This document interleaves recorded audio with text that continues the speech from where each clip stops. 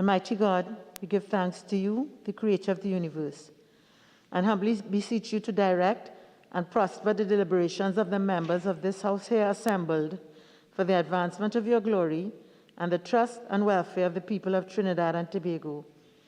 Grant that peace and happiness, truth and justice may be established among us for all generations. Amen, amen, namaste.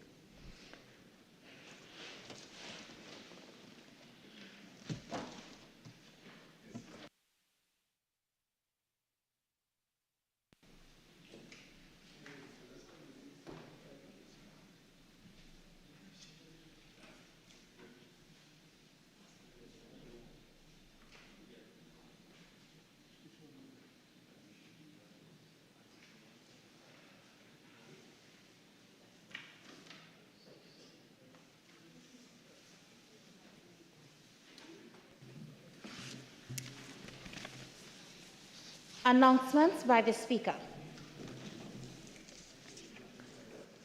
Honourable members, I have received communication from the Honourable Dr. Keith Christopher Rowley, MP, Member for Digo Martin West, Mr. Esmond Ford, MP, Member for Tunapuna, Mr. David Lee, MP, Member for Pointe-a-Pierre, and Mr. Roshan Pare, MP, Member for Miaro, who have requested leave of absence from today's sitting.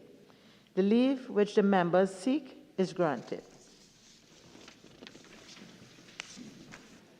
Bills brought from the Senate, petitions, papers. The Minister of Finance.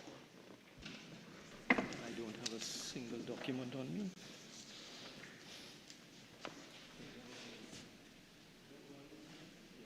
Thank you.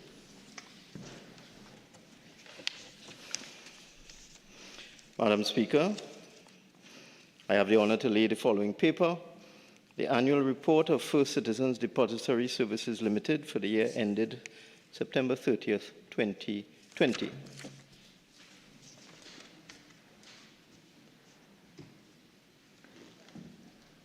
The Minister of Planning and Development.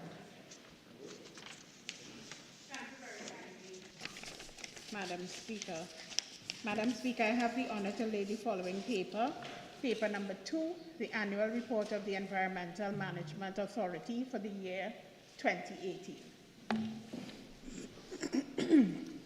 The Minister of National Security.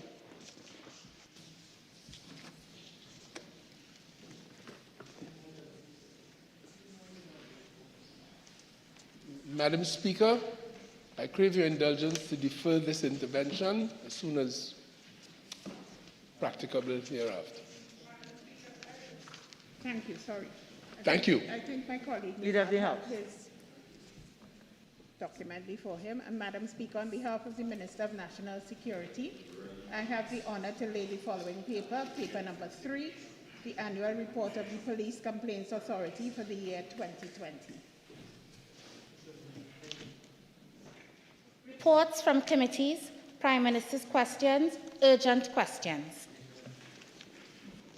The member for Naparima. Madam Speaker, just on a point of clarification as it relates to Standing Order 26, Prime Minister's question. In relation to this exercise, this is a very important exercise and it is clearly spelled out. So, Madam Speaker, the members of this House do not have an explanation in terms of the whereabouts of the Prime Minister. Member for Couva South.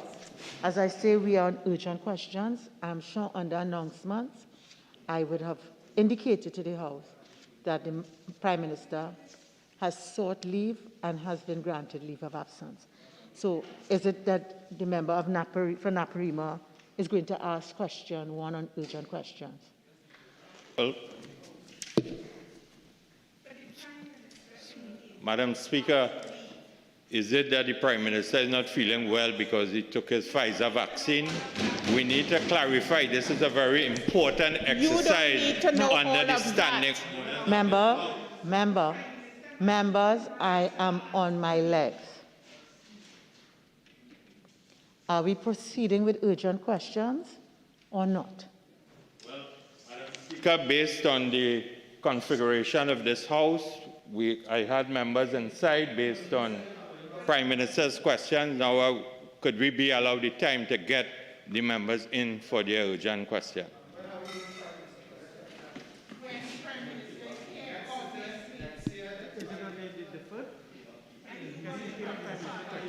Member for Couva North, I will take you with your urgent question. Oh, I'm sorry, I didn't realize you came in. All right, so member for Naparima. Thank you, Madam Speaker. To the Minister of Health, given that Johnson & Johnson was ordered by the FDA to dispose of 60 million doses of their vaccine due to possible contamination at a factory, could the Minister state how this will impact the 800,000 J&J vaccines that this country is earmarked to receive from the African Minister of Health. Thank you very much, Madam Speaker, and good afternoon to all, and good afternoon to you. Madam Speaker, the Johnson & Johnson vaccine is produced at multiple sites in the United States. The affected site is a site called Emergent. Johnson & Johnson vaccines are also produced in South Africa under a technology transfer agreement, at a plant in Italy called Catalent, a plant in Netherlands in Leiden, a plant in Spain called Reig-Joffre, R-E-I-G-J-O-F-R-E. It is also produced in a plant in France under the brand of Sanofi, and also in India with an arrangement with Biological E. For these reasons, it is difficult to anticipate the possible effects of this, so therefore no opinion can be put forward at this time. Thank you very much. Naparima. The fact that there's a global shortage, 60 million will impact the supply of J&J Johnson. Would the Minister indicate the contingencies, what contingency the government has taken?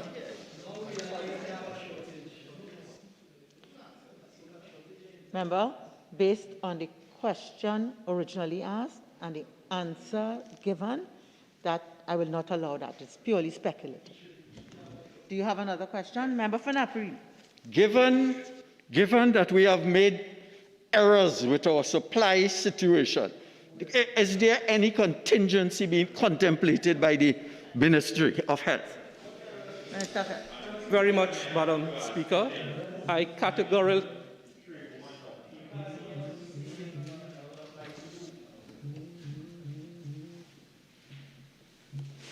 Minister of Health. Thank you very much, Madam Speaker. I categorically deny and denounce the statement about errors. We have been engaged in both bilateral talks which have borne abundant fruit in the past 2 months, with delivery of 300,000 doses of vaccines into Trinidad and Tobago. 300,000 doses. In addition, we have had doses coming in from COVAX, and we have also in bilateral talks with other manufacturers. While this is undoubtedly something to take note of, as I have indicated, there are 7 other countries currently manufacturing J&J vaccines, in addition to multiple sites within continental United States. So it is very difficult, as I said, at this time to try to predict or foresee what the impact of this is going to have. But this government from day one has been proactive in securing vaccines, as seen by the delivery of 200,000 doses of Sinopharm vaccines bought for into Trinidad and Tobago. Thank you very much, Madam Speaker. Mr. Minister, in relation to the donation of vaccines from the United States, could you state specifically and clearly who exactly are the recipients of the 200 vaccines or so that, in a scandalous manner, came into this country a few days ago? Out of order. Member for Couva North. Thank you, Madam Speaker.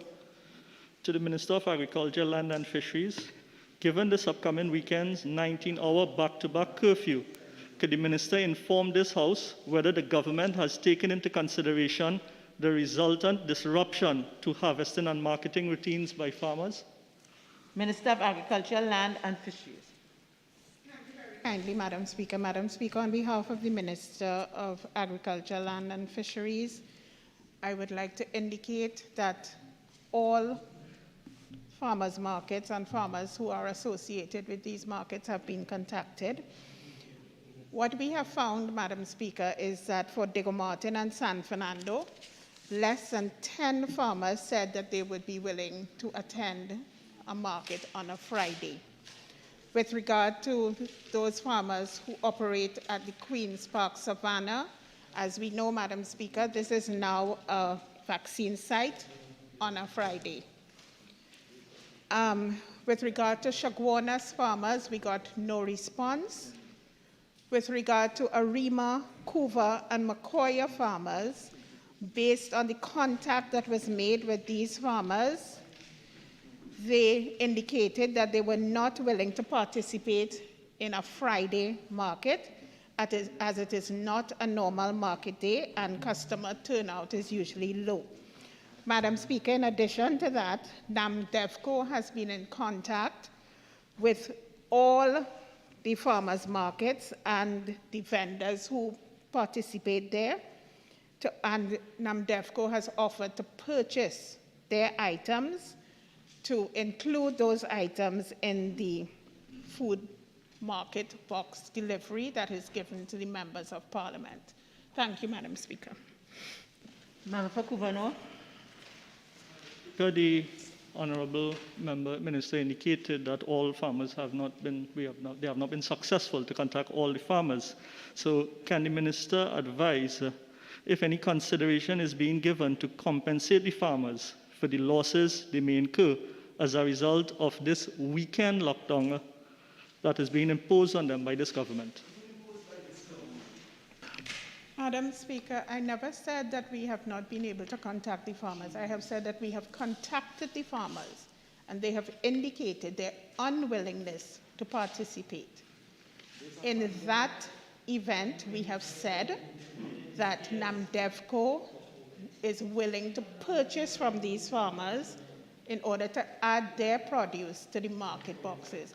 And Madam Speaker, it is not that the government has imposed this on the people of Trinidad and Tobago or the farmers specifically. Madam Speaker, I am sure the member understands that we are in a pandemic and this government has consistently been doing everything possible to ensure that the people of Trinidad and Tobago remain safe, much to the chagrin of those in the opposition, Madam Speaker. Member for Couva North. Madam Speaker, this lockdown is going to affect the wholesale and the retail market over. I can't hear. Members, you have 15 seconds to ask a question.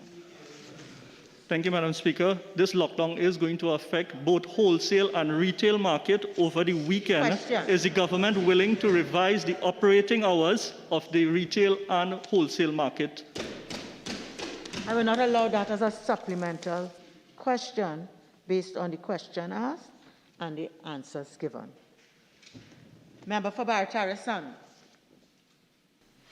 Thank you very much, Madam Speaker. To the Minister of Works and Transport, could the Minister indicate what measures have been put in place to assist travellers who have already purchased tickets to travel to and from Tobago and persons with scheduled flights leaving Trinidad on Saturday and Sunday? Minister of Works and Transport. Thank you, Madam Speaker. Madam Speaker, the management of TTIT has advised the travelling public and all stakeholders who would have purchased tickets for the sailing on Saturday 19th and Sunday 20th June 2021 of the cancellation of sailing. They were also advised that tickets already purchased can be used to travel at any further date. The measures were sent via the traditional media houses and on social media. With respect to Caribbean Airlines, consistent with previous changes made in accordance with the health ordinance governing the curfew operation schedules will be amended to coincide with the hours of curfew and to mitigate slight disruption against the traveling public. Passengers will be notified in advance through regular channels, and there'll be no charge for changing the dates of travel. Thank you. Member for Oropuch East. Thank you very much. Minister. Is the Minister aware that outside of Caribbean Airlines, there are other international airlines that also booked to arrive or leave at Piarco on Saturday or Sunday?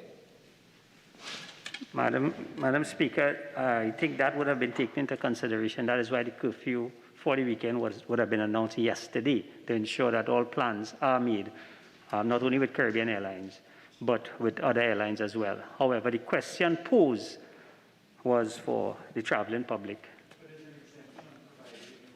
Yeah. Member for Oropuch East. Thank you very much.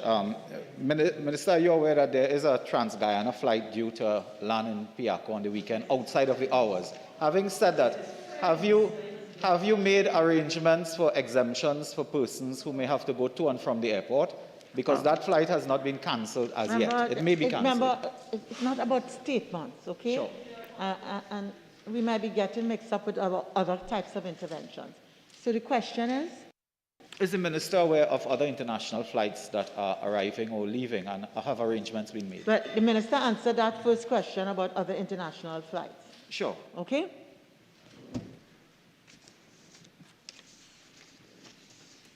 All right, Sean.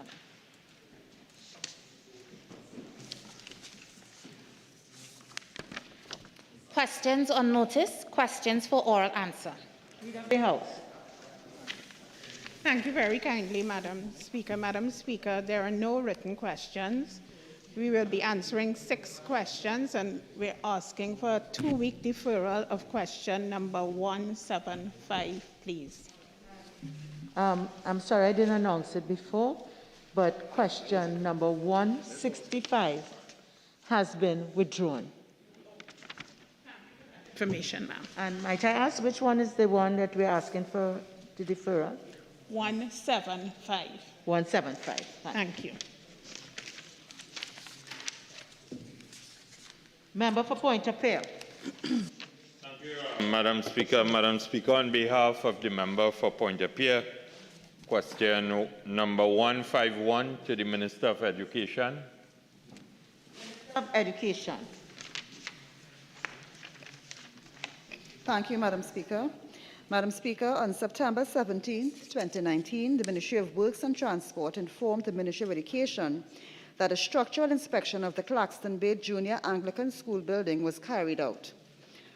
Following the inspection, the Ministry of Works and Transport recommended that the building be demolished and replaced as its structural integrity cannot be guaranteed. The school's population was subsequently relocated to 2 refurbished floors at the Marabella South Secondary School building and is currently being accommodated there. The Ministry of Education is desirous of constructing a prefabricated building to accommodate staff and students at an estimated cost of $6 million. This will be advanced in the Ministry's budget submissions for fiscal 2021-22. Supplemental, Member for Cougar South. Minister, based on the information that you have just provided, could you be a little more specific in relation to a specific date as it relates to a sod-turning ceremony for the construction of this school? Minister of Education. Thank you, Madam Speaker. As explained, it will be advanced in the budget presentations, and that will depend on the allocations that are given, and therefore, once we are able to, a sod-turning will be planned in due course. Member for Maruga Tableland. Madam Speaker, I would like to ask question 166 to the Minister of Works and Transport. Minister of Works and Transport.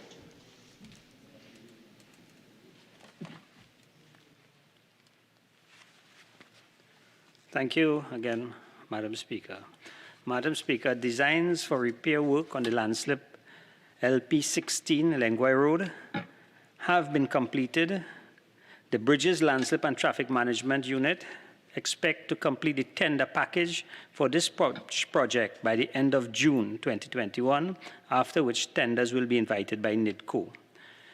A contract for the slope stabilization and repair work has been awarded for the Mandingo Road, Princestown. The contractor was unable to mobilize because of suspension of all construction projects in an effort to reduce the spread of COVID-19. The ministry and the contractor were ready to proceed with the project once restrictions were lifted.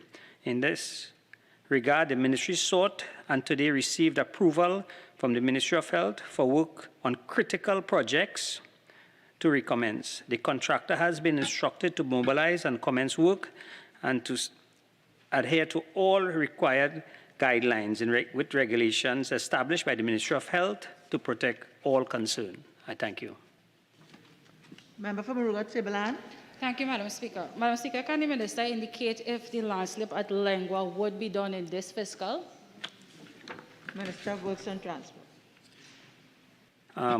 Madam Speaker, as I indicated, the landslip at Lengua Road, the tender package will be completed by the end of June, and immediately after, tenders will be invited. So it will be started in this financial year. However, completion may not be guaranteed in this financial year.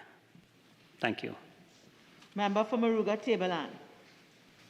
Thank you, Madam Speaker. Madam Speaker, I would like to ask question 167 to the Minister of Health.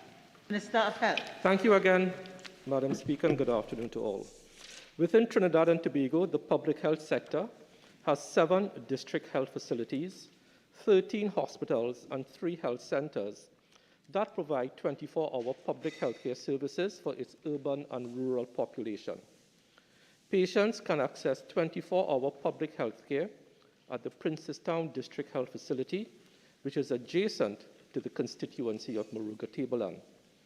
In order to facilitate cases of emergency medical services and ease of access to the 24-hour health facility, the National Emergency Medical Service Provider, the Global Medical Response of Trinidad and Tobago, GMRTT, provides transportation of patients with medical support within the Muruga Tibalan constituency to these district health facilities and health centers in the shortest possible time to ensure timely access to treatment and care. Thank you very much, Madam Speaker. Madam Speaker, in light of the Minister's answer, can the Minister indicate, given that he acknowledges the remoteness of Muruga and villages such as Marak and Laloon, if consideration will be given for the extension of the operating hours from 8 a.m. to 8 p.m., taking in consideration that the facility at Princestown is a 2-hour commute? Minister of Health. Thank you very much. Madam Speaker, what we try to do and have done successfully for decades to assist people in rural communities, and you are right, it is better that these people get treatment in their homes via the ambulance service. So let me explain. The ambulance system runs on 2 types of services, basic life support and advanced life support. So if somebody in Marak needs emergency care, they have in those ambulances a 12-lead electrocardiogram to track the heart's electrical activity. The use of cardioversion, which is a medical procedure that restores a normal heart rhythm in persons with certain types of abnormal heartbeat. They are also administered in their homes with GMRTT. IV therapy, including pharmaceutical distribution. This is 24 hours a day, not only 8 to 8. Advanced airway management, advanced trauma care, and full advanced cardiac life support resuscitation and treatment of hypoglycemia. So this can actually be done in their driveways, in their bedrooms via GMRTT.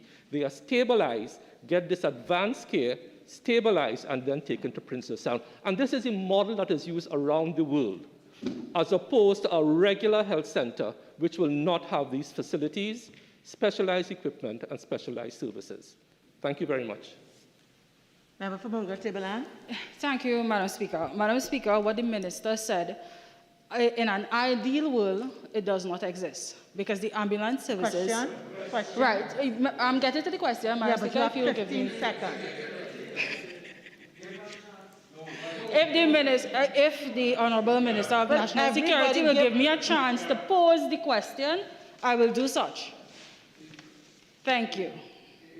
All right, so what I'm saying is that in an ideal world, what the minister just described does not exist. And the ambulance service is not something that is readily available to my constituents. So again, I pose to the Honorable Minister, would consideration for the extension of the operating hours, or if a doctor on call would be available to my constituents, or if the minister is willing to consider. Member for Maruga Tableland, you're allowed one question. Okay, so could you pose the question? Was disrupted by the other side, Madam Speaker, so I use the opportunity to pose all my questions. Are you going to pose a question or not? I did, Madam Speaker. Madam Speaker. Madam Speaker, I asked Member, the I'm standing.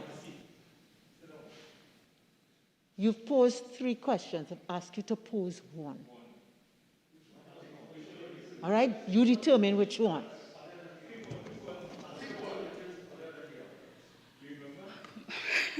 Speaker, in accordance Madam with, Speaker, I would... Madam Speaker, in accordance with Standing Order 53, I am pleading with you to ask members of the government bench to display some kind of respect to my colleagues when they are posing questions. And the member from Aruka Maloney, I'll ask her to withdraw her remarks. She can't tell me anything about whether I have any decency, Madam Speaker. I ask her to withdraw it immediately. Okay, so I'll ask all members on both sides, okay, to recapture their composure and allow the member from Maruga Tableland to pose her 1 question to the Minister of Health. Madam Speaker, while I do not entertain the insults coming from the other side, and I am glad that they think the health care in Maruga Tableland is a joke, I would like the Honourable Minister to consider having a doctor on call, because persons in Marak and Laloon health is valuable to me. Minister of Health. Madam Speaker, even if you have a doctor on call, the services includes electrocardiogram. The services include IV therapy. The services include advanced airway management that can be done in your constituent's home environment. Even if I put a doctor on call from 8 to 8, this advanced type of service will not be available. So it is much better to have this, which exists in practice. Thank you very much, Madam Speaker. Member for Naparima. Madam Speaker, question number 175 to the Minister of National Security. Minister of National Security. I am told that question 175 was deferred. Member for Naparima, I think you are asking 176. Question number 176 to the Honourable Minister of National Security. Thank you very warmly, Madam Speaker. Intelligence gathered by the Trinidad and Tobago Police Service revealed 4 new gangs were formed in Trinidad and Tobago since 2019. However, the number of gangs were estimated to have declined to 130, with a membership of 1,014 persons as at 2020, Madam Speaker. Member for Naparima. Speaker, if, as the Minister said, the number declined from 211 to 130, and this was done in the absence of the proclamation of the Anti-Gang Act, which was passed in this House on April 27, 2021. It means that that act, I'm asking him, the question is, I'm asking him, Was that act necessary to achieve this decline when it has not been proclaimed? Not to allow that question as a supplementary. I need your Member for Naparimo. Question number 177 to the Minister of Rural Development and Local Government. Minister of Rural Development and Local Government. Thank you very much, Madam Speaker. Madam Speaker, on behalf of the Minister of Rural Development and Local Government, the Community-Based Environmental Protection and Enhancement Program, CPEP Company Limited, is an agency of the Ministry of Rural Development and Local Government, which focuses on environmental protection, enhancement, and beautification in service areas known as environmental work areas. At the community level, you're not going to tell me how to answer the question? Member, please ignore and, we have to learn how At the community level, CPEP seeks to enlighten communities on the need to improve and protect the environment. The program is organized on the basis of contractual work in environmental work areas, where contracting companies are responsible for recruiting and managing workers to achieve targets. The program also presents the opportunity for contractor and employee development. The assignment of teams to the environmental work areas is the responsibility of the contractors hired by the CPEP Company Limited and not the CPEP Company itself. Each contractor would generally have a total of 3 teams. The practice of assigning contractors throughout Trinidad is based on several factors, such as the topographic nature of the specific environmental work area. However, it should be noted that whilst contractors are initially assigned to certain work areas, usually within its community, CPEP has developed an all-of-contractors approach, whereby contractors are often reassigned, rotated to other environmental work areas due to the nature, level, demands, and technical requirements of the work within the environmental work area. Thank you, Madam Speaker. Member for Naparimo. It's a question and you don't get an answer. So I asked the minister, could you tell me why San Fernando West got 46 teams and Dabadi Omera 27 and Naparima only 9? Is it discrimination? Rank political discrimination. Member, how many questions you asked? It's a result of political discrimination that we only get 9 and San Fernando West got 46. Member for Ruka Malone. Speaker, Madam Speaker, the government of the People's National Movement is not in the habit of political discrimination. But Madam Speaker, I'd like to tell you some political discrimination that took place between 2010 to 2015. Madam Speaker, Diego Martin West was given one Diego Martin West. One contractor who got 3 teams. Madam Speaker, a team is 30 workers. Madam Speaker, Siparia, on the other hand, had 9 contractors with 48 teams. Madam Speaker, additionally, Madam Speaker, Moruga Tableland had 9 contractors, 34 teams. Mayaro, 9 contractors, 41 teams. Dabadi Omera, 8 contractors, 35 teams. Couva North, 7 contractors, 40 teams. Caroni Central, 8 contractors, 37 teams. Couva South, 8 contractors, 36 teams.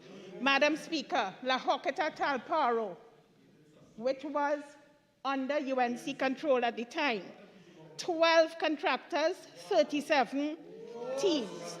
Madam Speaker, let me also indicate that Princestown, 5 contractors, 28 teams. Madam Speaker, on the other hand, an area such as Aruka Maloney only got 6 contractors. And that is a large area, Madam Speaker, of people who need the kind of work that CPEP gives. Madam Speaker, in addition to that, Diego Martin East, 2 contractors. 2 contractors. Madam Speaker, La Brea, 2 contractors, Madam Speaker. Laventil, East, Morvan, 7 contractors.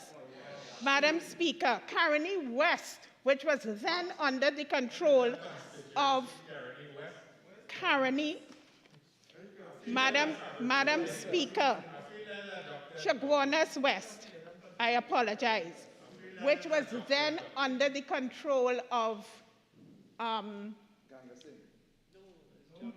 Jack Warner, was 8 contractors, 31 teams.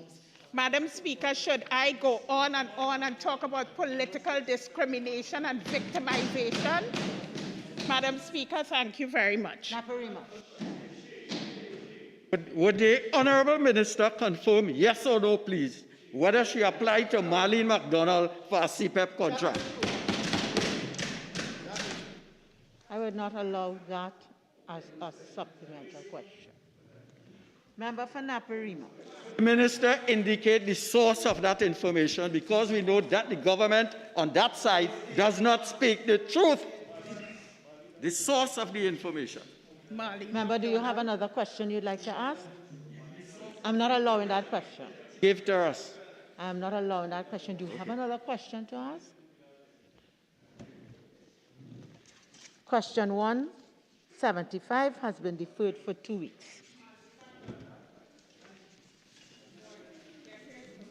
Request for leave to move the adjournment of the House on definite matters of urgent public importance, statements by ministers, personal explanations, introductions of bills, motions relating to the business or sittings of the House and moved by a minister.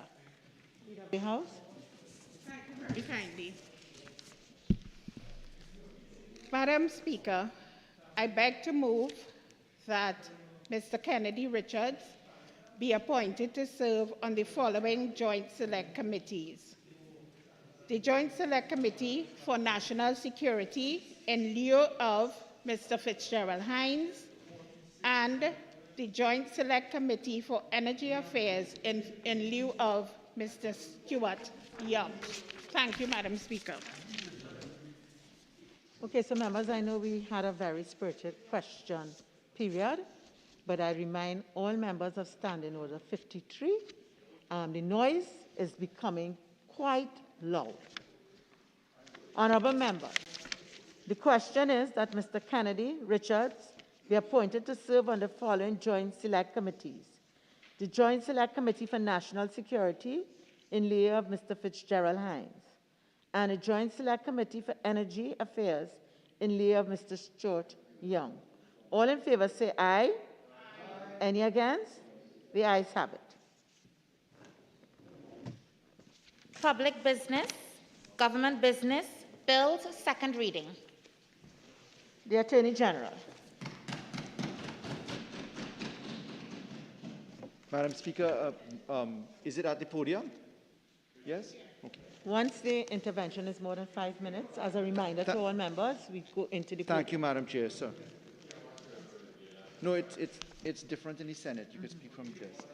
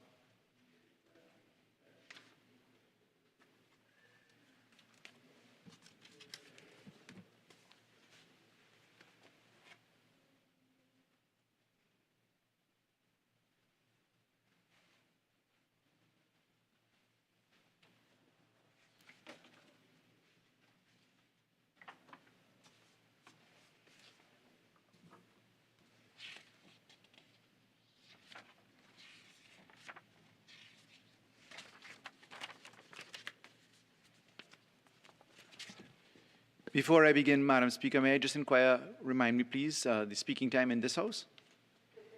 30 minutes? Yes. Thank you so much, Madam Speaker. Madam Speaker, I beg to move that a bill entitled An Act to Amend the Firearms Act, Chapter 1601, be now read a second time. Madam Speaker, it gives me great pleasure to present the bill before the House this afternoon. This bill has received a significant amount of stakeholder input and has had the benefit of full passage in the Senate before its arrival into this House.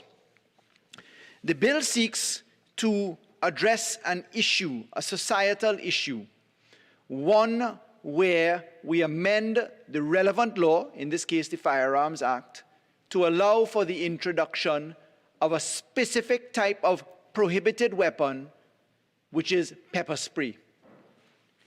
This is an experiment that has been undertaken in many jurisdictions, the use of non-lethal methods to allow for self-defense, and it is one where there is a wide variety of practice, and this issue is one where there is no unanimity of purpose. Several countries around the world prohibit the use of pepper spray. Several countries around the world have permitted use of pepper spray as opposed to legalized use. And then on the far end of the spectrum, there are other countries around the world where pepper spray is entirely legal and lawful and to be bought over the counter. There have been experiments in other jurisdictions, Denmark in particular, where the use of pepper spray has been statutorily or legislatively granted, but has been withdrawn after an epidemic of abuse descended upon that particular country. The bill before us, Madam Speaker, is one which seeks to amend the Firearms Act. It is 31 clauses long. And permit me to give this in the context of the fact that our society is one where many questions have been asked of persons in authority. Many questions have been led by discussion groups and organizations as to how we can better protect our citizens, and in this regard, the vulnerable. When we look to the consequence of the vulnerable, it is material to note that our vulnerable in society are now faced with many steps, many protests, many agitations commendably delivered by our citizenry, but very few answers. This government has been very pleased to bring to life radical reforms in the criminal justice system, massive expansion of the judiciary, massive expansion of child protection, protection for women in particular by our domestic violence, the digitization of our jurisdiction of the courts.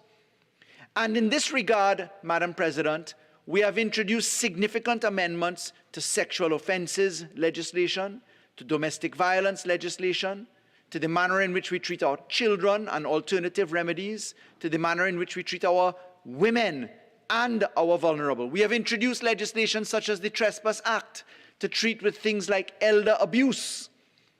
Coming into this mechanism now, we are prepared now to take the discussion on pepper spray forward in the form of this bill. So let's get to the bill.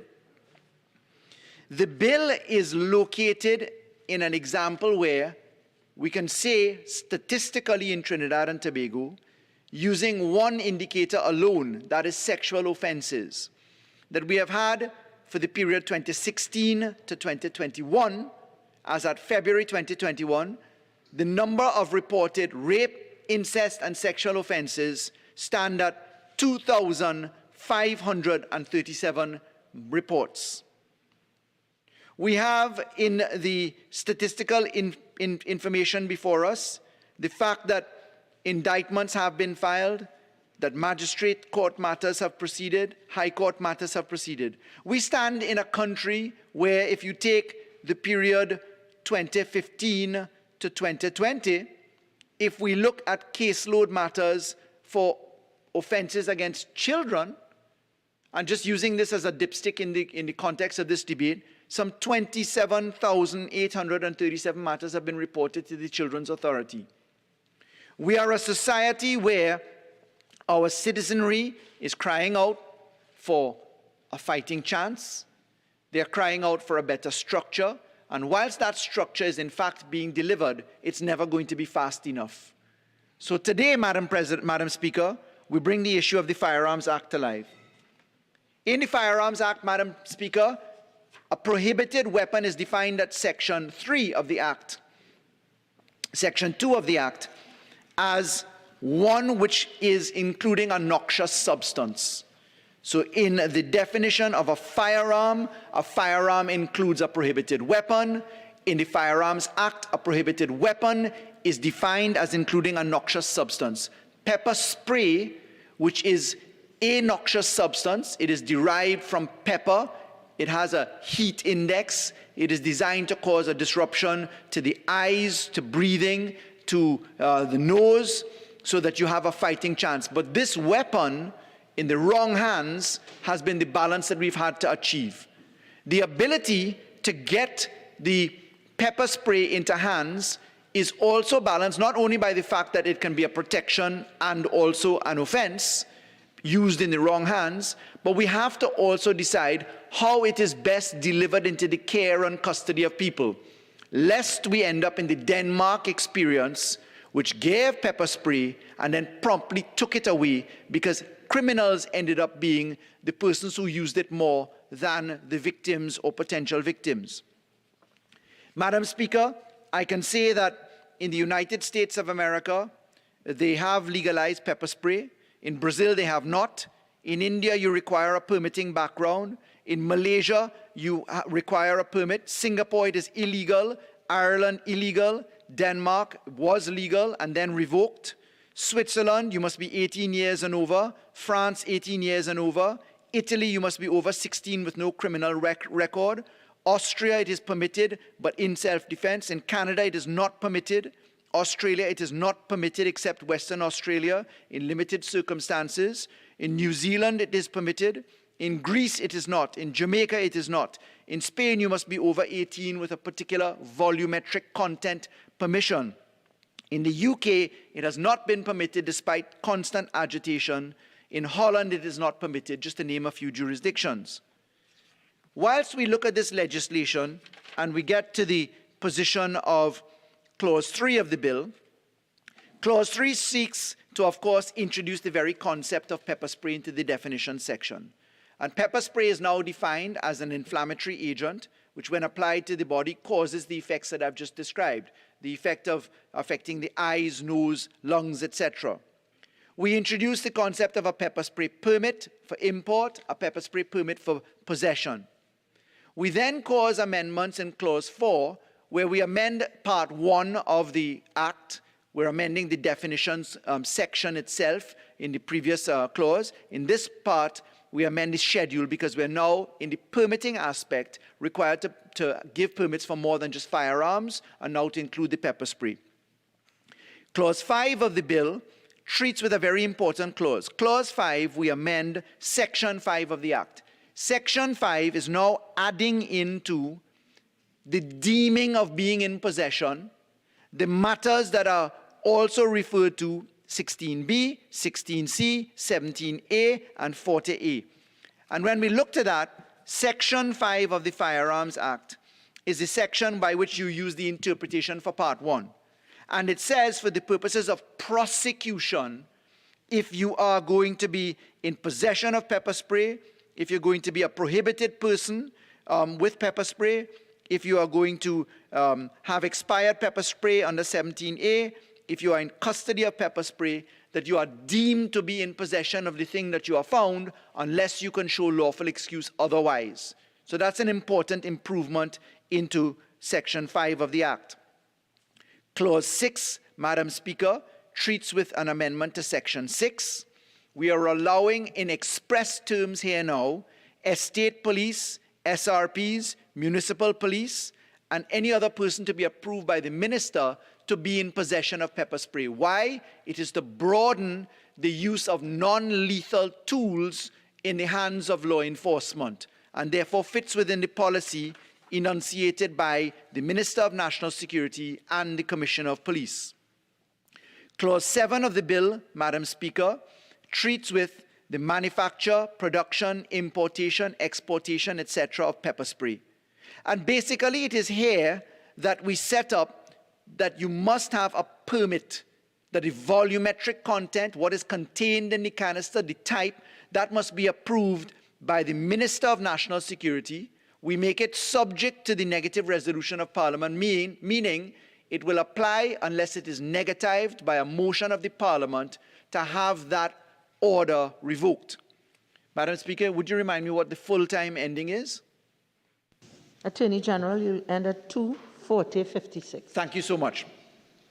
Madam Speaker, when we look to the content of pepper spray coming into the new section 6A in clause 7, and we get to the fact that any pepper spray that is not approved, those volumes must be specifically approved. If there is any other type of pepper spray with a different type of volume than permitted, that is a prohibited weapon. And therefore, you will run into a full collision of the provisions of the Firearms Act, which I should caution have heavy consequences.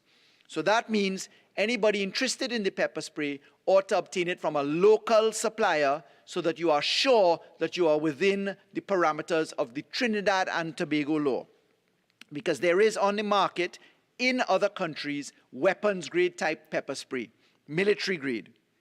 Madam Speaker, we of course allow for a hybrid type of offense to apply, summary and indictable, therefore allowing for the election of the more serious or less serious route depending upon the gravity of the offense.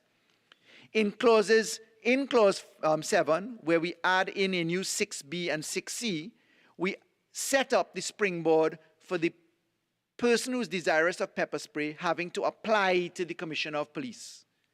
And that person in 6C, very importantly, has to basically tell the truth in the application. If you don't tell the truth in the application, you're subjected to an offense. Let me explain this. The intention is people will arrive at the Trinidad and Tobago Police Service in two forms, one of two or both. Online by way of an online application, or in person if you don't have internet access. When you do that, you fill out the form, you hand it into the Trinidad and Tobago Police Service, online or in person, and you are telling in that form, you are swearing that you're telling the truth, that you are not a prohibited person, prohibited under this law from obtaining pepper spray. The Commissioner of Police will consider and grant that in quick form, because the penalty that we are relying on is that you've told the truth, and if you don't tell the truth, the new section 6C kicks in, where a heavy criminal offense comes in. So who is a prohibited person? We treat with that in a different clause, but it is to also be found in the schedule that we are adding into this act. And therefore, if you look to the schedule, it is set out in the law itself. You will see it, Madam Speaker, at clause 27. A prohibited person is a person who is on a charge or conviction for the matter set out in the second schedule. This is listed in clause 27. People who have charges or conviction for offenses against the Persons Act, shooting, wounding, injury with a weapon, choking, using drugs, burglary, offenses under the Kidnapping Act, Trafficking in Persons Act, offenses against children, offenses against trespass. Why? Charges ought to exclude you because these are serious matters. We have also made reference to prohibited persons, to persons listed in the Bail Act. And I should remind that the Bail Act sets out the most serious offenses. We are also prohibiting, Madam Speaker, persons who have charges under the Domestic Violence Act. But, Madam Speaker, because the Domestic Violence Act involves, and I'm putting it quite simply, sometimes a he say, she say, we are saying people who are the subject of protection orders or applications under the Domestic Violence Act, they can get the permission of the court to have pepper spray. because it may be required to protect both the complainant and the person who is the respondent in the courtroom itself, the defendant in that matter. Madam Speaker, we turn now to Clause 9 of the bill. Clause 8, Madam Speaker, we're just harmonizing this law to say the President means the Minister, because the President used in this act does not mean the President acting with discretion under Section 80 of the Constitution. It is therefore properly the Minister, which means the Cabinet of Trinidad and Tobago. Clause 9 of the bill seeks to amend the Act by adding in a new Section 9B. And it is here that we are saying any person who sells or transfers pepper spray and who is not exempt or does not hold the exemption from it is liable. And we put in the offenses for that. So if you have applied for your pepper spray, it's been given to you, you have your permit, that is your pepper spray unless you are permitted under the Act to treat with it, because this in the wrong hands can be dangerous. Clause 10 amends Part 2, which deals with the licensing and general provisions following Section 16 of the Act. We're introducing a new 16B. It is here that you'll see we set up the class of prohibited persons, persons charged or convicted with the matters listed in the schedule I've just referred to, charged or convicted with offences under the Part 2 of the Bail Act, charged or convicted under the Domestic Violence Act. We make the exception for the protection orders. The court can tell you can be in possession. And we, of course, set up the offence coming there. 16C, which is included in Clause 10, is where the holder of a pepper spray permit is charged or convicted. We have the transition. At that point, you become a prohibited person. So if you are before the court and you fall within the class of prohibited persons, there's a positive obligation to turn in the pepper spray permit and turn in the pepper spray. Section 17 of the Act is proposed to be amended by Clause 11. In Clause 11, again, we're harmonizing the word President to Minister in keeping with the fixes into the Act to bring it into modernity. And, Madam Speaker, we are looking in the general provisions as to grant of licenses, how it is you get the permit. That is for manufacture, production, importation, exportation, diversion, selling or distribution, or the permit to acquire and to have in possession. Why? We anticipate that Trinidad and Tobago is quite capable of spawning an industry to manufacture pepper spray. After all, we have some of the hottest pepper in our scorpion pepper originating in this country. Madam Speaker, Clause 12 treats with the insertion of a new Section 17A, and it is here that we treat with the fact that a pepper spray permit is given to, and here we set out the age limits, any adult, someone over 18, or a child between the ages of 16 and 18 with the parental consent or the person who has responsibility consent. Why? It was felt, and there was a lot of debate about the age limit here, it was felt that we ought to allow children to have possession of pepper spray, but that the maturity of the child ought to be set at a particular level, hence the choice and the Senate's confirmation of 16 years of age. Madam Speaker, I turn to Clause 13 of the bill. Clause 13 of the bill is where we treat with the ability for the revocation of licenses, which is catered for in Section 21 of the Act. And here it is that the Commissioner of Police will have the ability to revoke licenses. Remember, a license is merely a license, and therefore it is capable of revocation for proper circumstances. You're of intemperate conduct, you're a danger to society. Any one of those reasons can easily cause the revocation of license. Clause 14 seeks an amendment to Section 21A of the Act. It's here, if you are refused pepper spray by the Commissioner of Police, you have the right of appeal to the Firearms Appeal Board. And therefore, we have put it so that you have a due process position where you can challenge the denial to obtain pepper spray from the Commissioner of Police. I want to remind that it is not intended that this will be a long and involved process. You apply online, you obtain your permission, and then you go to the place where you can obtain it, much like you would get a prescription from a doctor and go to a pharmacy and fill your prescription. It is intended that Entities, including pharmacies, will be capable of dispensing pepper spray because they have the ability, as they do with the dispensation of dangerous drugs, including narcotics, to give proper account within the parameters of the regulations and record keeping. Madam Speaker, Clause 15 seeks to repeal the Act seeks to amend the Act by repealing Section 21C and substituting a new 21C.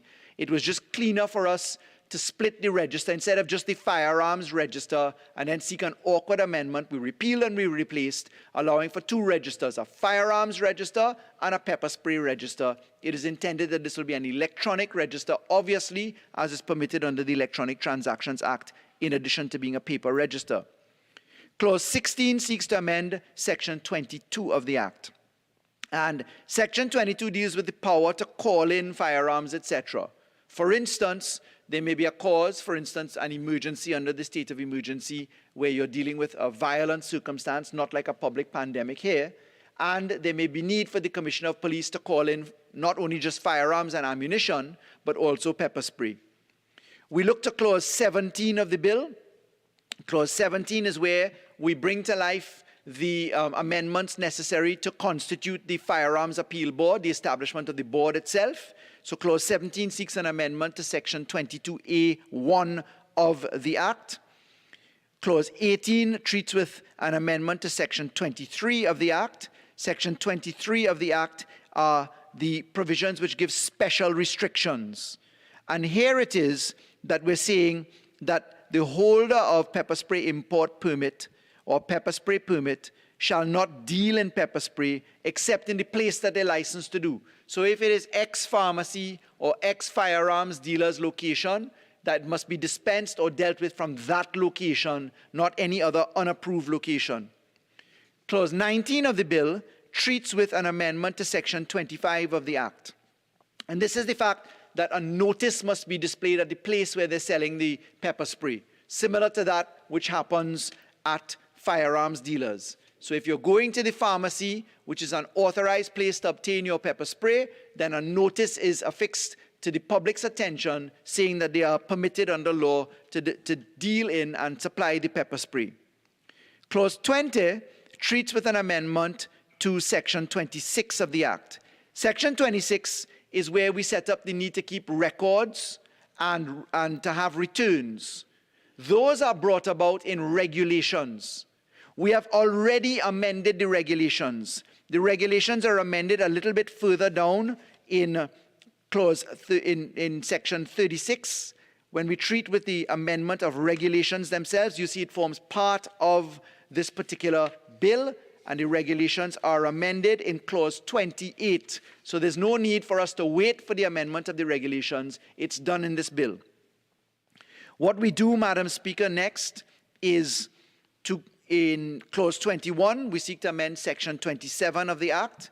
Section 27 of the Act is where we broaden the power that the police have, not only the power of search and to obtain information or to inspect a firearm, etc., or have questions answered, but if you're in possession of a pepper spray permit, obviously we have had to amplify that provision. So if you have your permit on you, as you must, your pepper spray can be inspected, your permit can be inspected by policemen. There is, of course, the caution in the existing law that women can't be searched by anybody other than women, police constables, etc. So just reminding that that caution is already in the parent law.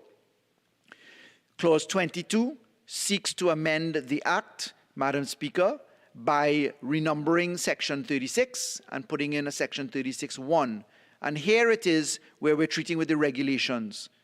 What is of relevance here, clauses 28, clauses 29, and clauses 30, where we amend the regulations in this bill. We provide what the fee is for the pepper spray permit. It is proposed to be 50 Trinidad and Tobago dollars. The permits themselves also at the same level, because this is not intended to be an obstacle. There was a great concern in the cabinet that we didn't overprescribe the ability to take pepper spray into possession. We therefore struck a balance of saying, we'll take the access online, present it to the Commissioner of Police, fill the prescription, I'm using that term in inverted commas, at the place where you can buy the pepper spray. And the caveat to making this thing work is to say that you cannot be a prohibited person. Very importantly, Madam Speaker, let me point out that this bill says that this pepper spray is to be used in self-defense only. Self-defense is well known as a creature of the law. What we do, Madam Speaker, is we seek to heavily criminalize the use of pepper spray in circumstances where you are using it in the commission of a crime. So we are warning people that when you seek to use pepper spray in the commission of a crime, that you are going to be in significant conflict with the law and exposed to maximum jeopardy, Madam Speaker. If I turn next, Madam Speaker, to the provisions of Clause 22, as I was just dealing with, I remind that here it is, the regulation power comes to life.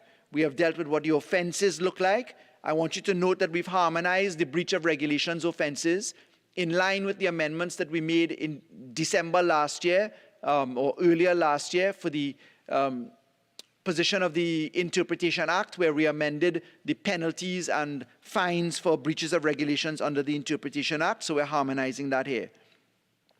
Madam Speaker, Clause 23 treats with the amendment to Section 37. Section 37 of the Parent Act is the service of notices. So obviously we had to deal with the service of notices under this law for pepper spray matters. Clause 24 amends Section 38 of the Act, which itself deals with forfeiture and disposal by the court. So if it is forfeited, your pepper spray, it can be disposed of by the court or forfeited by the court. Clause 25 seeks to harmonize the amendments from President to Minister in Section 39 of the Act. Section 39 is where we set up the fee of $50 in the regulations. Clause 26 is where we treat with the new Section 40A to tell you that if you have your pepper spray, you must keep it in safe custody. Obviously, out of the reach of children, out of the reach of harm. Clause 27 is where we treat with the renumbering of the schedule to introduce the new schedule, the part for the prohibited persons.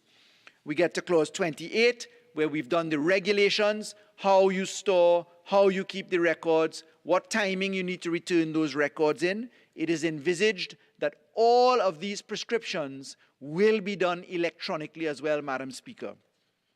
Madam Speaker, Clause 29 treats with the fee, the $50 fee, for both matters, import permits and pepper spray permit, again being subject of the regulation amendments. Clause 30 treats with the transitional provisions. Importantly, we are aware that people have pepper spray in their possession now.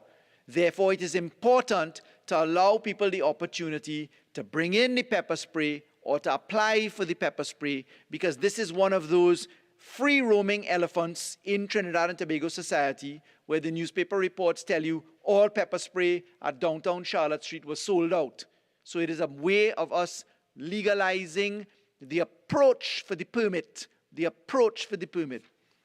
Clause 31, we do the consequential amendments to the Offences Against the Persons Act, Chapter 1108, the Dangerous Drugs Act, 1125, the Domestic Violence Act, and the Miscellaneous Provisions Law Enforcement Act. Obviously, this law, Madam Speaker, works in tandem with the Children's Act and several other laws, the Summary Courts Act, the Indictable Offences Act, and the Prevention of Crime Offensive Weapons Act, Chapter 1109. Madam Speaker, I look forward to the contributions of my colleagues in this bill and in this debate, and I beg to move.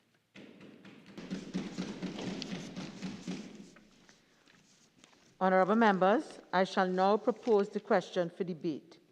The question is that a bill entitled An Act to Amend the Firearms Act, Chapter 1601, be now read a second time. Member for Princestown.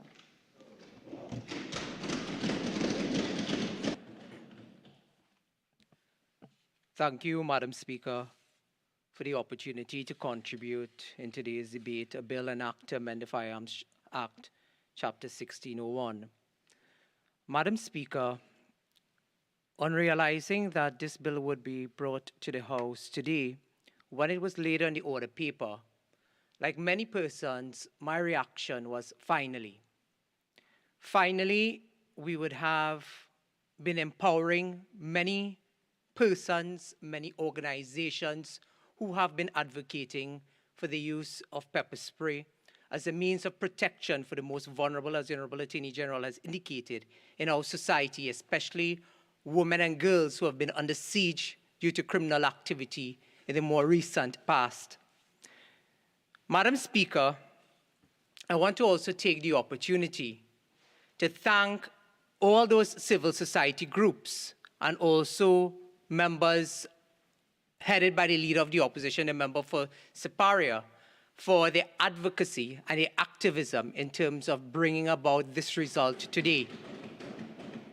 The member for Siparia has been one who has been advocating for women and girls in particular in terms of empowerment and protection.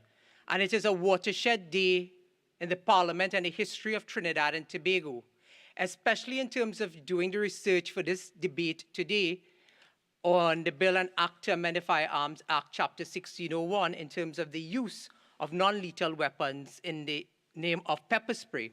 When I was conducting my research, Madam Speaker, what I found very interesting, and the Honourable Attorney General alluded to it, was that there were very few Commonwealth nations in particular that have pepper spray provisions in terms of their legislation.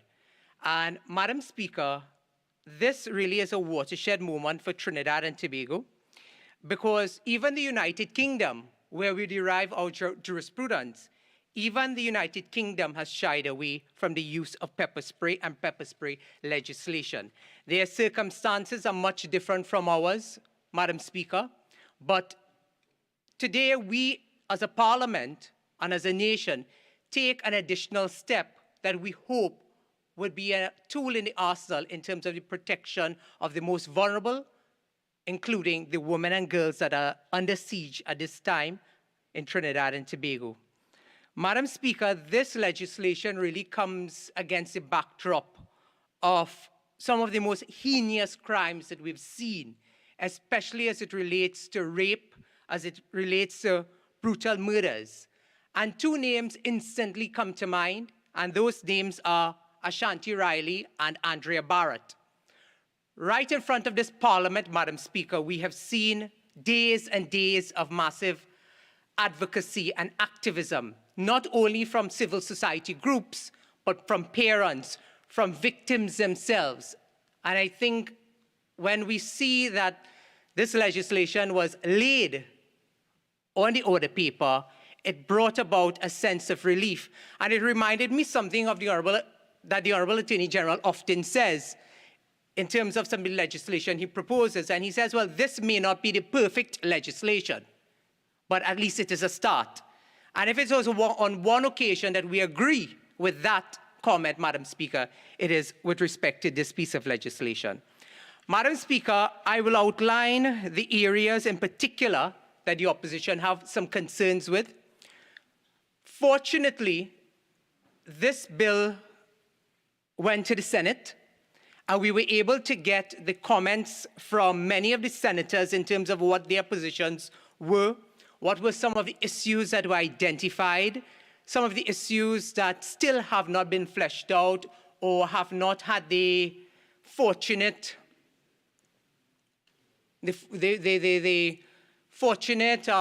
response from the Honourable Attorney General in terms of what those concerns were.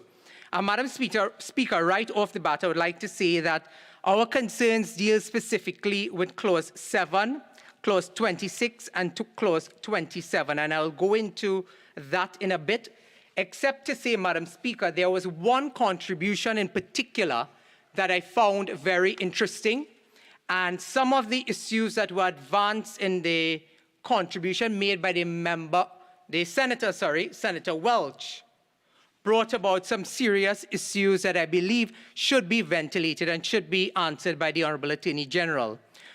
Madam Speaker, I would like to quote from the Hansard dated the 18th of May 2021 from Senator Welch on page 27.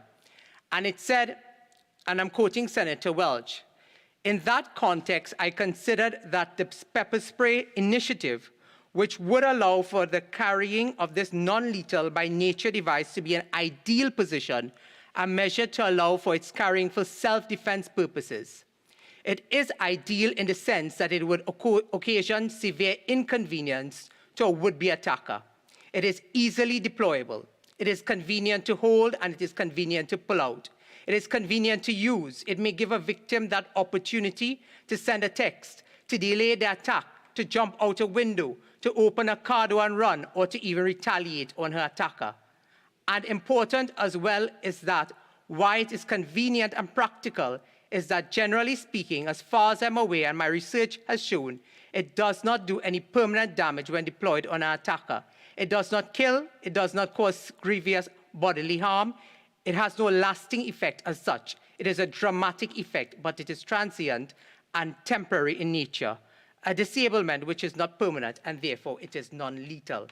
Madam Speaker, to paraphrase some of the point that Senator Welch went on to make in reference to what he said earlier about this being a non-lethal tool to protect especially women and girls, Madam Speaker, the Honourable Senator indicated that while he understood the intent of government by bringing this particular piece of legislation, he felt that it was misplaced by putting it under the Firearms Amendment Bill. While I do understand the constraints in terms of what falls under the Firearms Amendment Bill, I tend to agree with the learned Senator Welch when he says that while the intent to provide would-be victims an opportunity to protect themselves in terms of self-defense, it being a non-lethal tool in their arsenal, that this may be misplaced in terms of putting it under the Firearms Bill because of the fact that what it now does, it puts a lot of restrictions on the user themselves and changes the onus onto the user rather than it being seen as an opportunity for users to protect themselves. Madam Speaker, the Honourable Senator went on to say, which I found rather interesting, he said, now I fully understand the position of the Attorney General, because that sounds radical.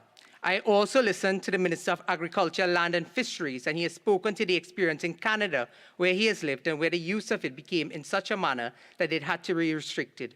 Well, I say Canada is Canada. Let us give our society a chance because of what is happening here, historically, and what is happening presently, because it has not changed. So my submission is that we have this legislation in such a way that it is liberalized, that it is decriminalized, because presently using the definition in the Firearms Act, it will be regarded as a prohibited weapon. So classify it as such, allow its purchase, acquisition, and transfer, and put in certain limitations to take care of the concerns with which one is worried about. Madam Speaker, I've noticed in the public domain that that has picked up some traction in terms of that position that was advanced by Senator Welch. Madam Speaker, but Senator Welch was not the only senator who had advanced his thoughts on that particular matter. And I would like to quote from the Trinidad Guardian on the 19th of May 2021. It said, Independent Senator Anthony Vieira, however, said he did not like the amendment to the Firearms Amendment Bill. He felt it was disingenuous, condescending to women, and disproportionate. He said it was for self-defense. He felt it so convoluted and bureaucratic, it may be beyond the reach of women who need it. He said unless women have the time, money, and resources to deal with the bureaucratic requirements to access, they would not get the things they desperately need. That was Senator Anthony Vieira. Madam Speaker, Senator Vieira further went on to say it was possible to weaponize household products from insecticide to gasoline, and it might be easier to get guns, cutlasses, or knives. He said pepper spray should be as easy to acquire. He said he was not dissing government's approach. And Madam Speaker, that is rather interesting in terms of the senator saying that he was not dissing government's approach, because I don't want the Honourable Attorney General and members to feel that we are throwing out this and we are criticizing the legislation without putting forward meaningful solutions and proposals. But when Senator Vieira and Senator Welch in the other place made their submissions, I can see the value of those submissions, Madam Speaker, and therefore when Senator Vieira said he was not dissing government's approach and government's position, but rather differed with it. I would hope the Honourable Attorney General will take that reference in terms of some of the positions that we will be advancing today, especially in relation to clauses 6, 26 and 27. Madam Speaker, Clause 7 deals with the import license of the pepper spray, the sanctions there were senators and others who have advocated against this because of floodgates. Madam Speaker, I would like to turn your attention to one of those instances right here in our CARICOM, and that is in Jamaica. And Madam Speaker, on April 3rd, 2021, in the Jamaica Gleaner, there was a headline that said, "Pepper spray them. Jamaicans push for legalization of self-defense weapons." And Madam Speaker, it read, "Since last week, Jamaicans at home and across the diaspora have increased their calls to the Jamaican government to do more to address gender-based violence on the island. These calls stem from the kidnapping of a 20-year-old Portmore resident, Canis Jackson, on Wednesday, March 24, 21. Madam Speaker, the time period was very similar to the situation that we had in Trinidad and Tobago with respect to the Andrea Barrett rape and murder. The point that they were raising in Jamaica that I found very interesting is a point that Senator Vieira and Senator Welch raised, was the issue of the licenses to be able to carry pepper spray and also to acquire pepper spray. Madam Speaker, in this submission, it said the abduction and subsequent death of the young accounting clerk having sparked national outrage among Jamaicans, with several public figures like retired sprinter Usain Bolt, dancehall artists, and others, gained a lot of public attention. Madam Speaker, the part of this that really interested me was that there was a differing view between the government in Jamaica when asked for their thoughts and the opposition. And if you would allow me, just to quote, and it said, amid the outrage, opposition leader attorney Mark Golding said he believes pepper spray is not illegal, having reviewed Offences Weapon Prohibition Act 2001, but Minister of Justice Delroy Chuck said Golding's claims are inaccurate. Chuck said while there's no need to legalize pepper spray there, the government has to balance the opportunity for it to be used as a self-defense weapon against the risk that if it is widely available, it could get into the hands of criminals. The minister said the government's main concern is that if legalized, such weapons could be used for criminals to disarm potential victims. Madam Speaker, a very similar approach was adopted by the member for Port of Spain North, St. Anne's West, about almost a year ago when the issue of pepper spray legislation came about. And that exact same situation arose in Jamaica. And I think it is a valuable point to make, where Senator Vieira and Senator Welch did make that very important point. I think it is a balancing act, and it is something that we have to consider. And we have to find that balance in terms of being able to see the opportunity for it to be used as a self-defense weapon against the risk that if it is widely available, it could get into the hands of criminals. And the Honourable Attorney General did make reference to that, Madam Speaker. Madam Speaker, that deals with the definition of pepper spray as well. And if we look at Clause 7, Madam Speaker, in other jurisdictions, particularly the Honourable Attorney General went at great lengths to tell us some of the territories and jurisdictions, very few Commonwealth jurisdictions, but in terms of the wider world of where pepper spray legislation is available. Madam Speaker, if you look at many of those jurisdictions, you will see in their definition of pepper spray that they have the toxicity level and the heat index levels in the legislation and in the definition section, Madam Speaker. Madam Speaker, the Honourable Attorney General did indicate that one of the jurisdictions in the Commonwealth, and that is in Perth, Australia, the northwestern part of Australia, they do have pepper spray laws, and it has provided to the wider Commonwealth countries who are looking to pass pepper spray legislation but have not done so. But other countries who have advanced pepper spray legislation have looked at the definition section of Perth and northwestern Australia. And Madam Speaker, I would like to say that in Queensland, pepper spray is legal. It is considered an offensive weapon and cannot be carried for self-defense. in Victoria, and these are the areas in Australia where it is available, Madam Speaker. In Victoria, it is against the law to carry any article designed or adapted to discharge an offensive, noxious, or irritant liquid, powder, gas, or chemical so as to cause disability. In South Australia, pepper spray is considered a dangerous article, and in the Northern Territory, it is a prohibited weapon. While it is a prohibited weapon in this act, making it an offence to possess for its use. In Western Australia, the law is different again. Pepper spray is considered a controlled weapon, and along with items such as crossbows, spear guns, or swords, which can also be used if you have a lawful excuse, for example, for fishing or for the purpose of martial arts. Madam Speaker, there are, in these territories, the Perth and the northwestern part of Australia, as I've indicated, they do have the components listed in their definition section of pepper spray, the toxicity levels, Madam Speaker, and the heat index as well. Madam Speaker, I would like to turn my attention to some of the countries that do have pepper spray legislation and how it has worked in those territories, Madam Speaker. And Madam Speaker, if you look at most of the countries in the world that do have pepper spray legislation, it is a lot of the European countries. You have Italy, Spain, you have Denmark, you have also, Madam Speaker, Czech Republic. And while they have advanced pepper spray legislation, Madam Speaker, this has brought about a significant reduction in attacks against women in particular and attacks against children in particular. Madam Speaker, if we look at section 26 and 27, clauses 26 and 27 of the bill, we will notice, Madam Speaker, that sections 26 and 27 deals with coming into possession of or finding of pepper spray and keeping out of the reach of children. It does not deal with the misuse, Madam Speaker, or it does not speak to offences of misuse. Madam Speaker, I was at great pains to find jurisdictions where there are offences for the misuse of pepper spray.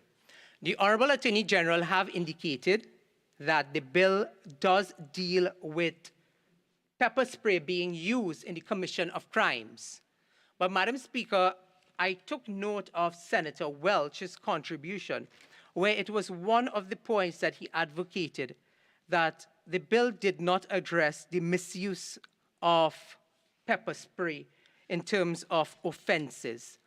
Madam Speaker, while the Honourable Attorney General did indicate that the United States is one of those countries that have advanced pepper spray legislation, they are also one of the very few countries that also have offences, and not all states deal with the misuse of pepper spray in terms of specific offences. We are not dealing with offences in the commission of a crime in terms of associating the use of pepper spray in the commissioning of a crime, but rather the misuse itself as an offence. And Madam Speaker, the only state in the United States that deals specifically with this is the state of California.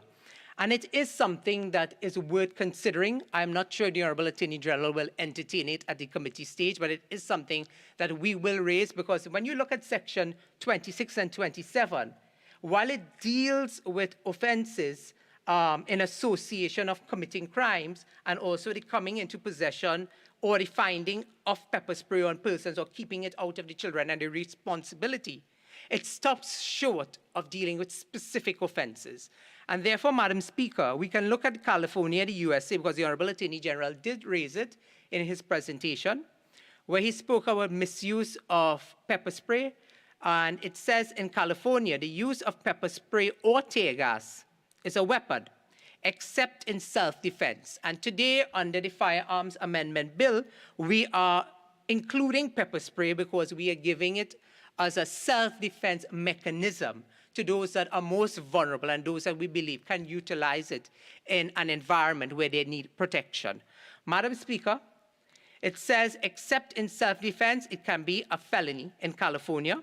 And under the California Penal Code Section 22810 G1, the local district attorney has the discretion to file misdemeanor or felony charges, use of tear gas or pepper spray against a peace officer engaged in official duties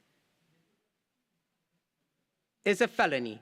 The following are possible sanctions for misuse: up to 3 years in state prison, or up to 1 year in county jail, or fine up to 1,000, or both fine and imprisonment.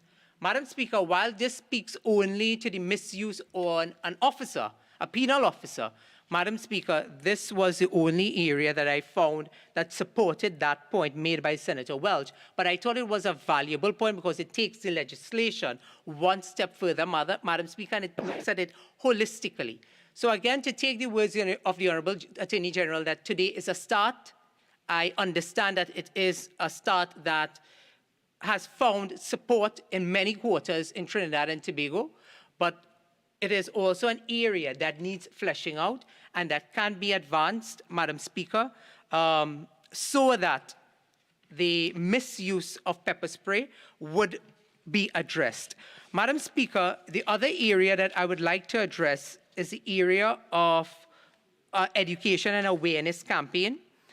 And this comes against the backdrop, Madam Speaker, where we have seen so many protest actions and so many activities organized by civil society. But a lot of these activities also occurred within areas that are considered rural areas. And Madam Speaker, I believe that there should be an awareness and education campaign coming from government. I don't know if this will fall under possibly the Minister of Gender Affairs, who deals with the issues of domestic violence and so on in particular.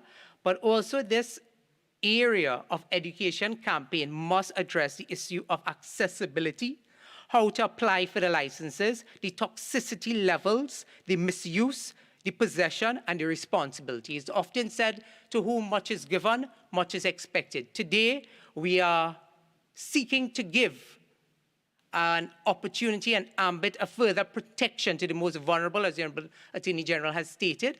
And while we have found solidarity with many in our society in terms of civil organizations and persons who have been affected by serious crimes, especially rape and murder, we see this as not a panacea to that particular issue, but we see this as a step in the right direction. But we do believe that the bill requires a bit more fleshing out, and I'm hoping that some of these issues will be addressed. It is a few issues. The bill was rather comprehensive. It did receive a great deal of attention from both the stakeholders and the senators, and I really want to congratulate the opposition senators and the independent bench for ventilating some of the issues. But also I really want to thank the Honourable Leader of the Opposition and members on this side, especially the member for St. Augustine and others who stood on the side of women in terms of protection of women's rights in this country. I thank you, Madam Speaker.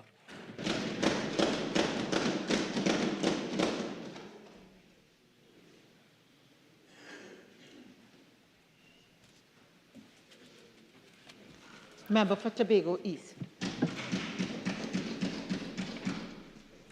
Madam Speaker, thank you for this opportunity to make a brief contribution and to speak on such a very important bill. Madam Speaker, the overriding theme in the discussion thus far has been a fighting chance. And this is what this bill is definitely doing, giving the vulnerable in our society a fighting chance. Madam Speaker, I want to commend the Honourable Attorney General for the work he would have done. I want to commend his team. I want to commend the civil society organizations who would have advocated for this particular tool. I would call it a tool to serve the vulnerable. But most importantly, Madam Speaker, I want to commend the Prime Minister and the Cabinet for being bold and brave enough to take it to this stage. Madam Speaker, in dealing with the issue of violence and violence against women, violence against children, violence against the vulnerable in our society, this government would have consistently examined what has been happening in our society, identifying areas of concern, identifying where we need to strengthen legislation, where we need to improve policy, where we need to have more robust programming. So what we are doing here today isn't happening in a silo. It's part of a comprehensive approach, a strategic approach to treating with the issue of violence against women, violence against children, a comprehensive approach towards ensuring that we improve the circumstances of those vulnerable citizens, protecting them through legislation, but also showing up those other aspects that are required. So, for example, Madam Speaker, before I go into discussions on the actual bill, I just want to inform the Honourable House, as well as the public listening, of some of the things that we have been doing as a government to protect our citizens. So, Madam Speaker, I want to mention first and foremost our public education and sensitization efforts. Through the Office of the Prime Minister, Gender and Child Affairs, we would have recognized that in Trinidad and Tobago, as I mentioned in my last contribution in this Honourable House, what we need is a change in mindset. So we'd have set out to work closely with various institutions to bring about that change in mindset. We'd have worked with our schools through the UN Foundation program, helping our young people or children understand how important it is for us to respect each other and to value the basic human rights of every single citizen in Trinidad and Tobago.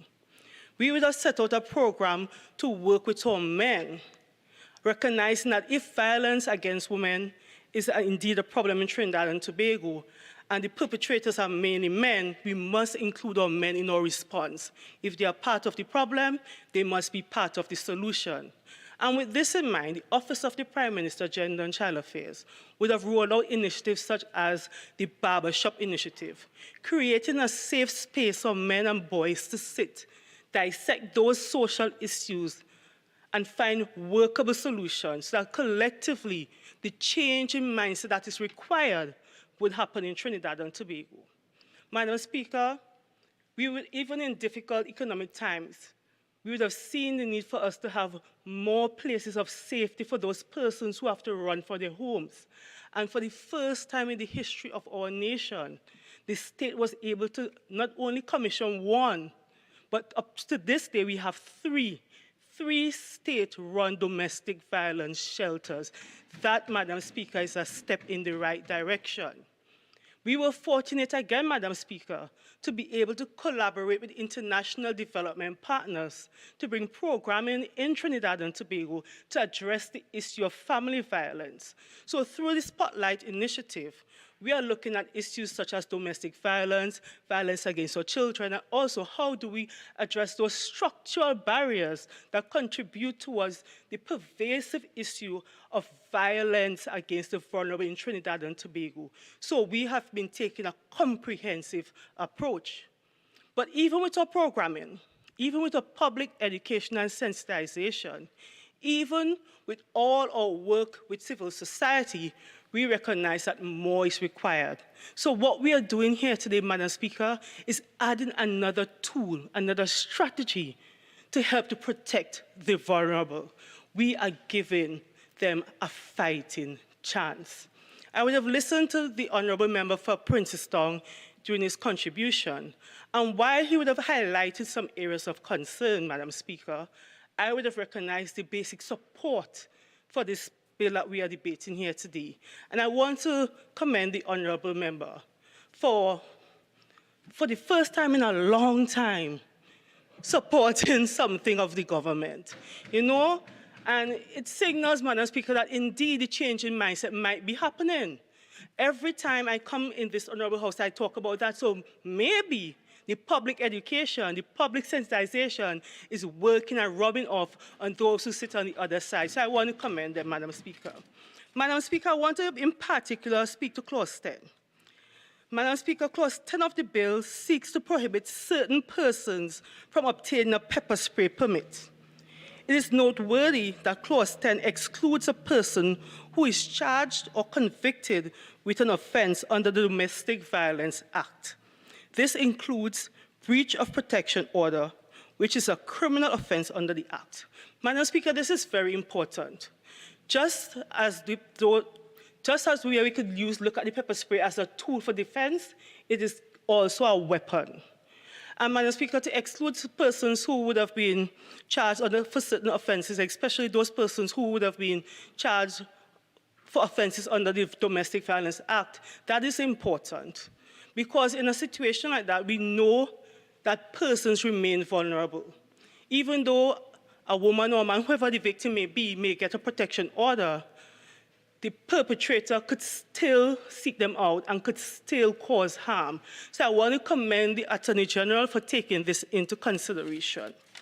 Madam Speaker, another area I want to focus on is Clause 12. Clause 12 stipulates the permits for pepper spray. Sorry, Madam Speaker. Clause 12 makes provision for a child who is 16 years and over to be in possession of pepper spray, where the parent, guardian, or person with responsibility for the child has given permission. This accords with the principles of the evolving capacity of the child articulated in the Convention on the Rights of the Child. Madam Speaker, it is commendable that we would have included children 16 years and over. A 16-year-old has the ability to work, and going out to work, engaging in different activities, that 16-year-old may be put in position where they may become victims. Allowing that 16-year-old to carry a pepper spray is a right decision. However, I am happy that we have included the provision for parental consent, parental guidance. We know, Madam Speaker, that even though we expect our children to act responsibly, we would have seen where adults act as children as well.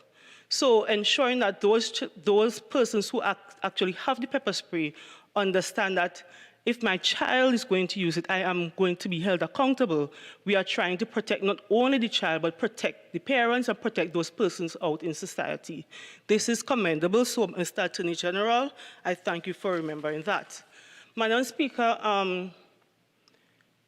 in terms of those children who would have access to pepper spray, the pepper spray alone would not safeguard them, it would not protect them.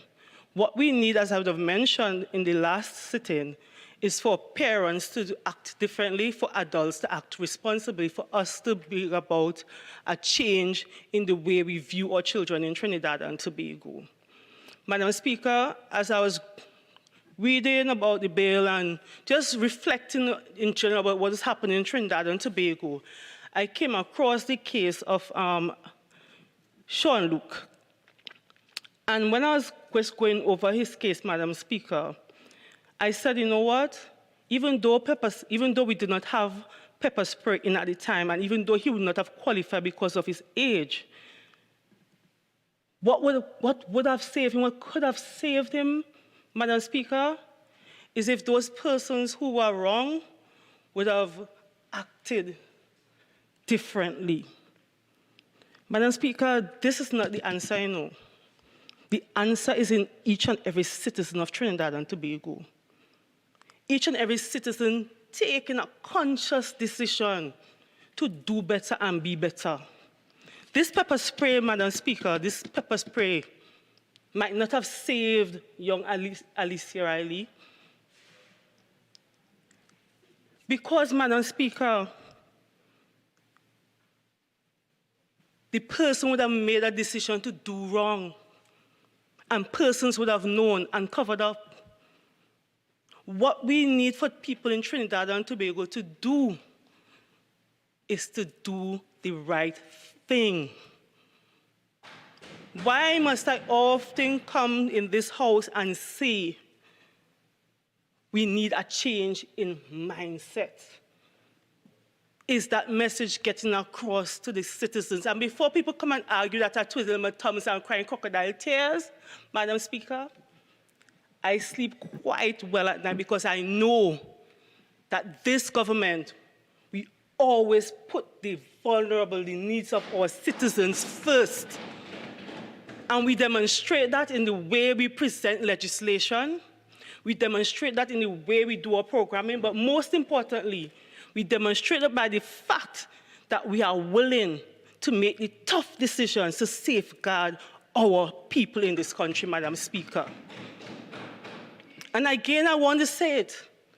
While it is commendable, while it is a step in the right direction, Madam Speaker, the pepper spray may not be the answer.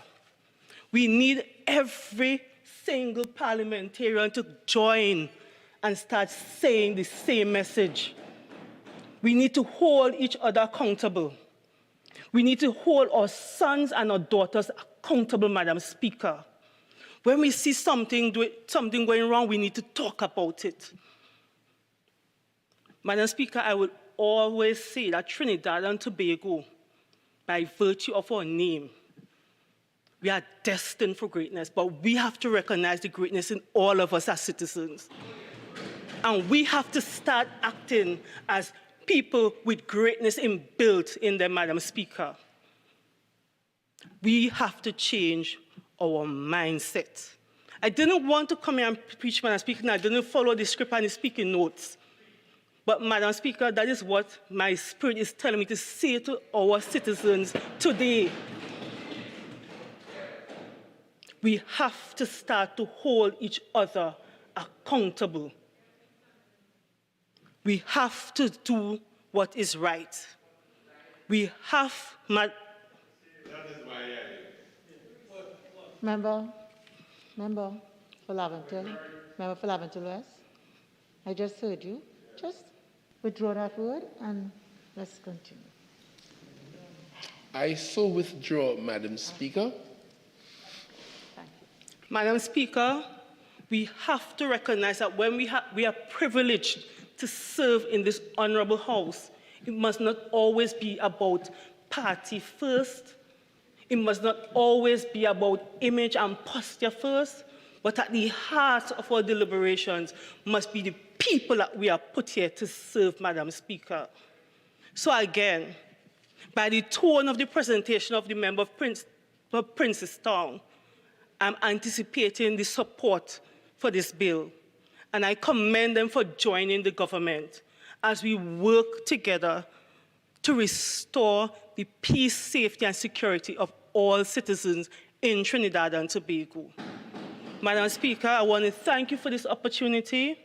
Once again, I want to commend my honorable colleague, and once again, I want to urge the people of Trinidad and Tobago that what is required is not only legislation to bring tools to protect, but for us to change our mindset, for us to work together, all hands on deck, to restore this beautiful Twin Island Republic. I thank you. Member for St. Augustine.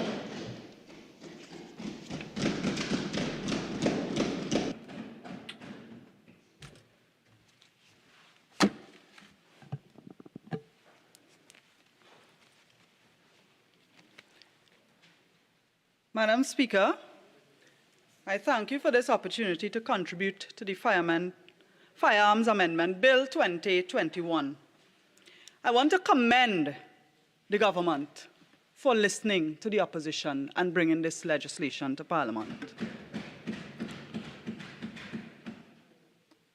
Just one very quick correction, because I believe it is important for the families and for the memory of the victims. To the last speaker, the child's name was Ashanti Riley, not Alicia Riley.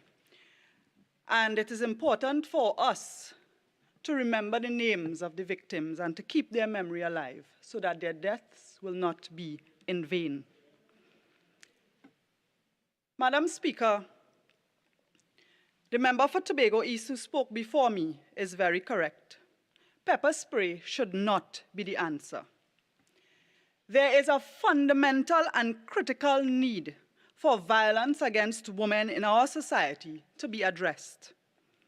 We are here today debating a bill that would allow persons within our society to have pepper spray to defend themselves, because this government has failed to bring crime and criminality under control. They have failed to keep the CCTV cameras working. They have failed to keep guns off the street.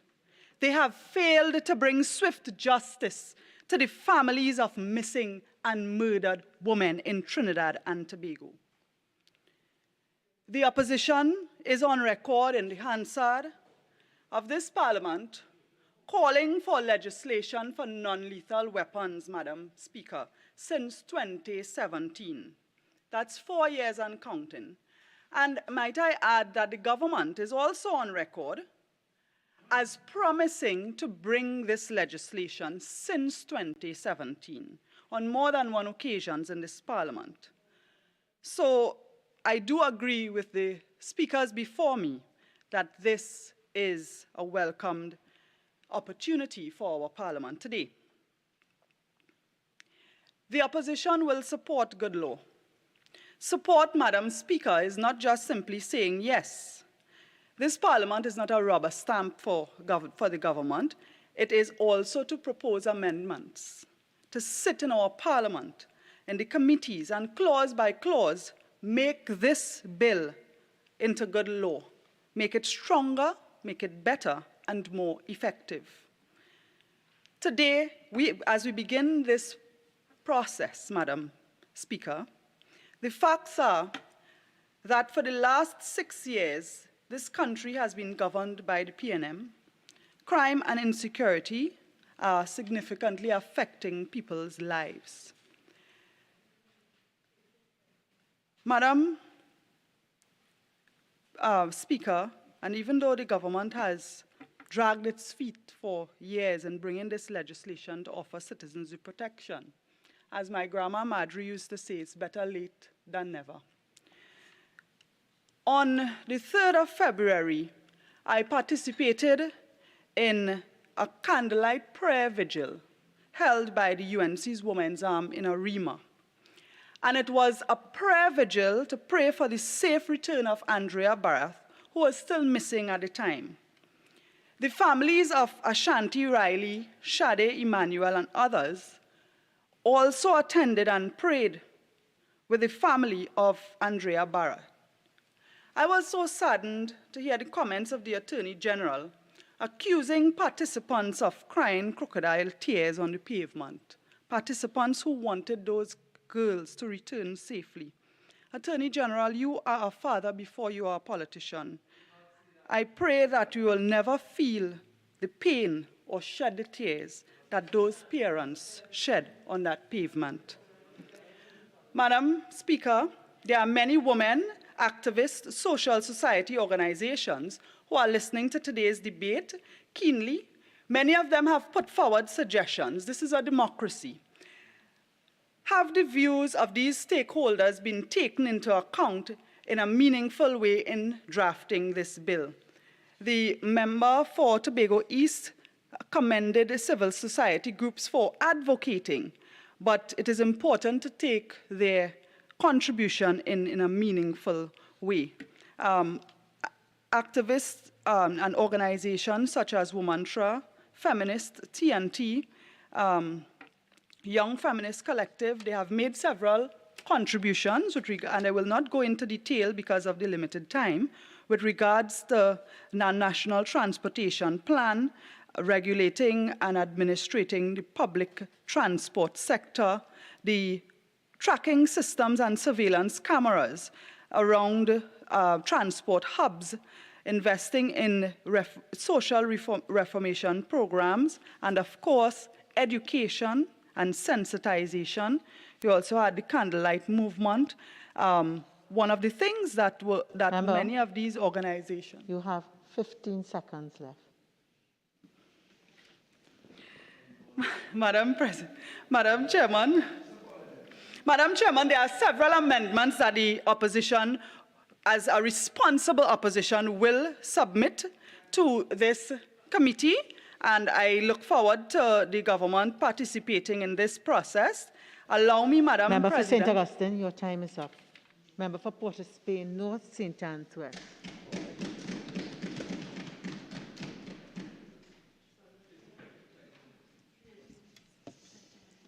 Yeah, so she started at 3:04 and 23:24.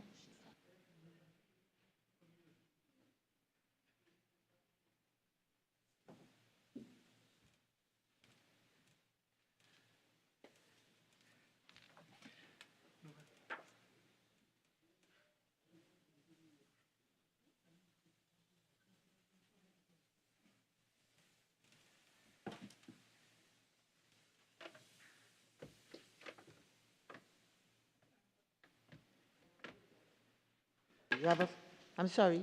I'll give you a few more minutes. I'm really sorry. Okay, Dad.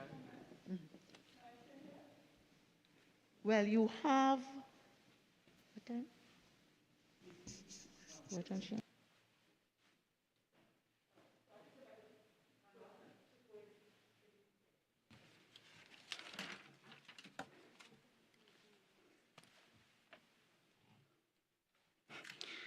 Thank you, just for your guidance, you have about 15 minutes left. I'm sorry. 15 minutes. Yeah. Thank you, Madam Speaker. I know we are all adjusting to the new arrangements with the COVID restrictions. Madam Speaker, I touched on the importance of including the contribution of stakeholders, which the government has not indicated really has been done in a meaningful way. The speaker before me mentioned some of the government's initiative, and one of them that struck me was the barbershop initiative for boys and men. It is a mentoring initiative. But, Madam Speaker, mentoring takes place directly and indirectly. The attitudes, behavior, and utterances of our leaders in society, both male and female, is important when it comes to our attitude towards gender issues.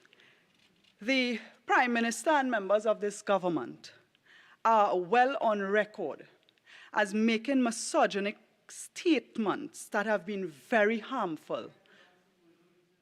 Madam President, we have had references to women being called golf courses or referenced as golf courses in this parliament. We have had instances of victim blaming. 48. We have had 48, instances 48, of... 48, Madam Speaker, 48.1. This is a debate about amendments to the Firearms Act to deal with pepper spray. Okay, so, Member for St. Augustine, I'll give you some leeway. Thank you, Madam Speaker. The demonstrative lack of awareness, the lack of sensitivity towards gender issues is very prevalent in our society. We have, Madam Speaker, I recall a situation when the Prime Minister had made that unfortunate comment about the golf courses. And when he was taken to task and it was brought to his attention, he apologized, but he went on to explain. And in many cases, even in the case of Mayor Tim Key, when he had that victim blaming with the panist, the Japanese panist, sometimes that explanation actually makes it worse. And it emphasizes a lack of awareness about this sexism. And it is important for our leaders, government ministers, male and female, to be aware of this.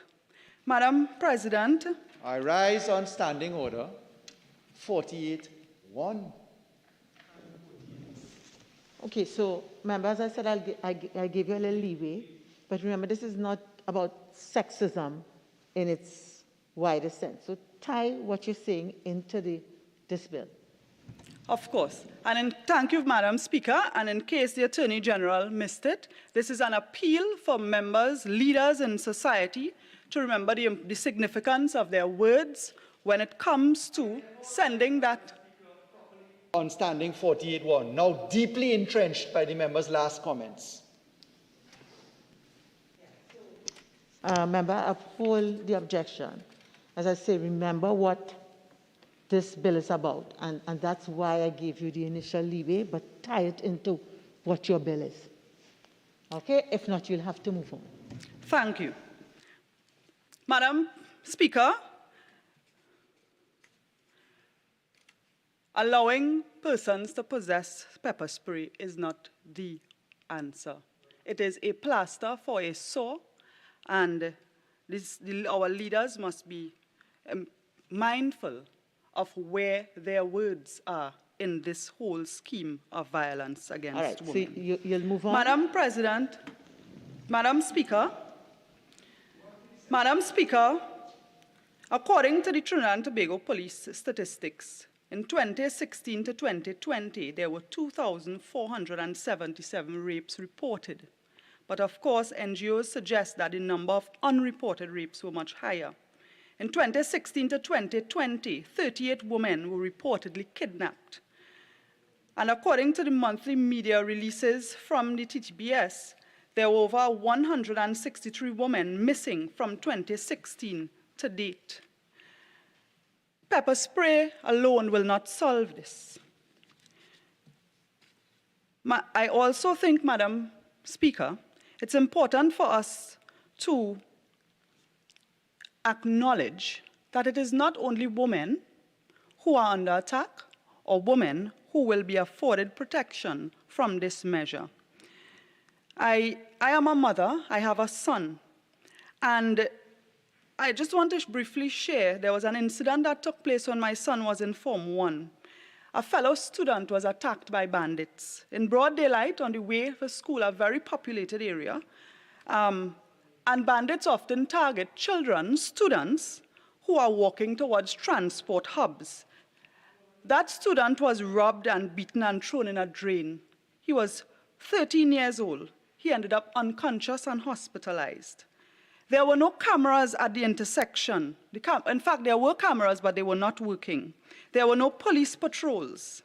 So allowing persons to carry firearms and pepper spray and non-lethal weapons is a plaster for a sore of violence and criminality in Trinidad and Tobago that the government must get more serious about. Madam President, some of the issues with this bill, and it would have been mentioned in the Senate debate, includes the question of whether this bill makes it easier for women to access the potentially life-saving tool. Has the Attorney General created more red tape for women to climb to access pepper spray? This red tape has the potential to fuel corruption, incentivize bribing, and so on to speed up the process. We have proposed amendments to clause 11 with regards to that. The idea of giving the Commissioner of Police the power to designate the duties authorized by him to grant license and permits and so on, that would help free up the backlog and take some of the burden off the Commissioner, but still allow the Commissioner to be in control of the process. We have a proposal with regards to that. We have a proposal, Madam Speaker, that has to do with naming in Section 6 of the bill. It states that a special reserve officer under the Special Reserve Police Act may have in their possession pepper spray. However, in the definition of police officer in the Firearms Act states that a police officer has the same meaning as in the Police Service Act, and that already, Madam Speaker, includes a member of the Special Reserve Police established under the Special Reserve Police Act. So we have a proposal to deal with that. Madam President, I think the Law Association has spoken. They have given some recommendations, and one of it includes that there should be a time limit for the determination of an application for a permit. And of course, the concern of the bureaucracy and the time. So the Law Association proposes that 3 months from the date of application, unless there are exceptional circumstances. They suggest creating a system that resembles one of the firearms user license, is only going to exclude those who need the protection, as the current firearm user license system is also riddled with issues. So we have several proposals, Madam President, but I just want to I just want in conclusion, Madam Speaker, to state that this government has failed in every aspect of governance, especially in protecting the population. We are here today because of their failure and incompetence. They have failed to manage the COVID crisis. They have been leaving our borders unprotected. We truly hope. Member for St. Augustine, please be relevant, okay? We truly hope, Madam Speaker, that this is just one measure in a comprehensive plan to reduce crime. And given their track record, I do have my doubts, but I remain hopeful.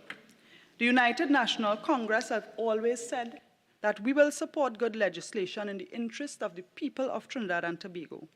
And while this pepper spray legislation, as it is commonly called, is long in coming, our citizens need every form of defense against the criminals in this land. It is high time for the government to get its act together, for more to be done to protect our citizens. We must keep in mind now more than ever that citizens really need protection from the callous and reckless elements of society. We must remind our men and women who serve as leaders of the significance of... Okay, thank you very much, Attorney General. Member, you have a few more minutes to wind up. Thank you very much. Madam President, Madam Speaker, we must be reminded as men and women who serve this country and who are leaders of the significance of our words, the message it sends to society, our attitude towards women, gender-based violence, gender issues, and in our every utterance. Our men are key partners in the fight against violence against women. As I close, I wish to take this opportunity to wish the fathers of our nation a happy Father's Day. May they join in the fight. May they never, never know the pain of the fathers of Andrea Barrett, Shade Emmanuel, Ashanti Riley, and so many others missing or who were murdered. Madam Speaker, I thank you for this opportunity to contribute today. Minister of National Security.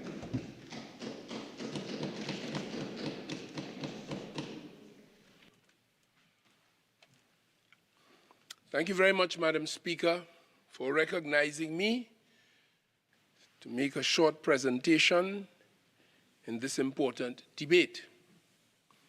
Madam Speaker, I listened carefully to the member for St. Augustine. She spoke in rather quiet terms today, and so too the member for Princestown. But even in their lower tones, they continue to be untruthful, inaccurate, scandalous. I think the member for St. Augustine best personifies my understanding and interpretation of the ethic and the philosophy of the party that she represents, convoluted and confused as she was. The member tells us that she congratulates this government for listening, implying, Madam Speaker, that we are here with these measures today because we listened to her and listened to the UNC. I want to record, that's the last thing that this government will do. I also want to record for the unwitting citizens who might be taken in by that untruthfulness, that the UNC was in power for 5 years and 3 months and a few days. And this outcry that both the member for St. Augustine and Princestown referred to didn't only come with the recent upheavals in our society. It has been here for decades, quite frankly. And the issue of pepper spray as one of the responses to the problem of violence against women has been with us now for about 10, 15 years. So we are not listening to them, and the public outcry of which he spoke is not new. And only last week, the UNC and its leader was condemning this government and our leader for being uncaring and insensitive to women and all of that diatribe. But today she tells us we are listening. I told you, convoluted and confused, Madam Speaker. Madam Speaker, I want to ask the member for St. Augustine, since she raised the question of our leader and comments that he would have made, I want to ask her one question today. What is her and her leader's position on abortion? Madam Speaker. We are talking, 48-1, Madam Speaker. We are talking about gender issues. Member, I'll give you 1 minute to tie that into this debate. Let's see where you're going. Okay, but we're not widening this debate. Okay, remember what this debate is about. So give you a little leeway. I'll take less than 1 minute, Madam Speaker. The member for St. Augustine spoke about insensitivity to gender issues. And the question of abortion goes to the root of that. Hence the reason for my question. But Jaliv, Madam Speaker, I make a short entry into this debate as the Minister of National Security, the office holder to which this bill refers.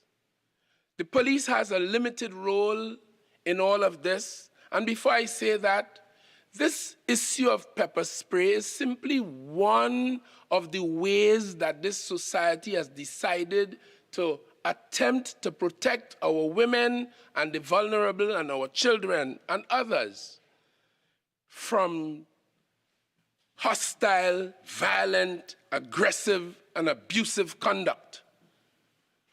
It's only one of the ways. One of the mandates of my ministry, the Ministry of National Security, is the maintenance of law and order, public safety, and defense against that kind of aggression, hostility. There has been a steady increase in the number of offenses against women of all ages, even our elderly. A few weeks ago, I read a young man in this country was charged for sexual violence on an 81-year-old woman. And we all could cite numerous examples of that.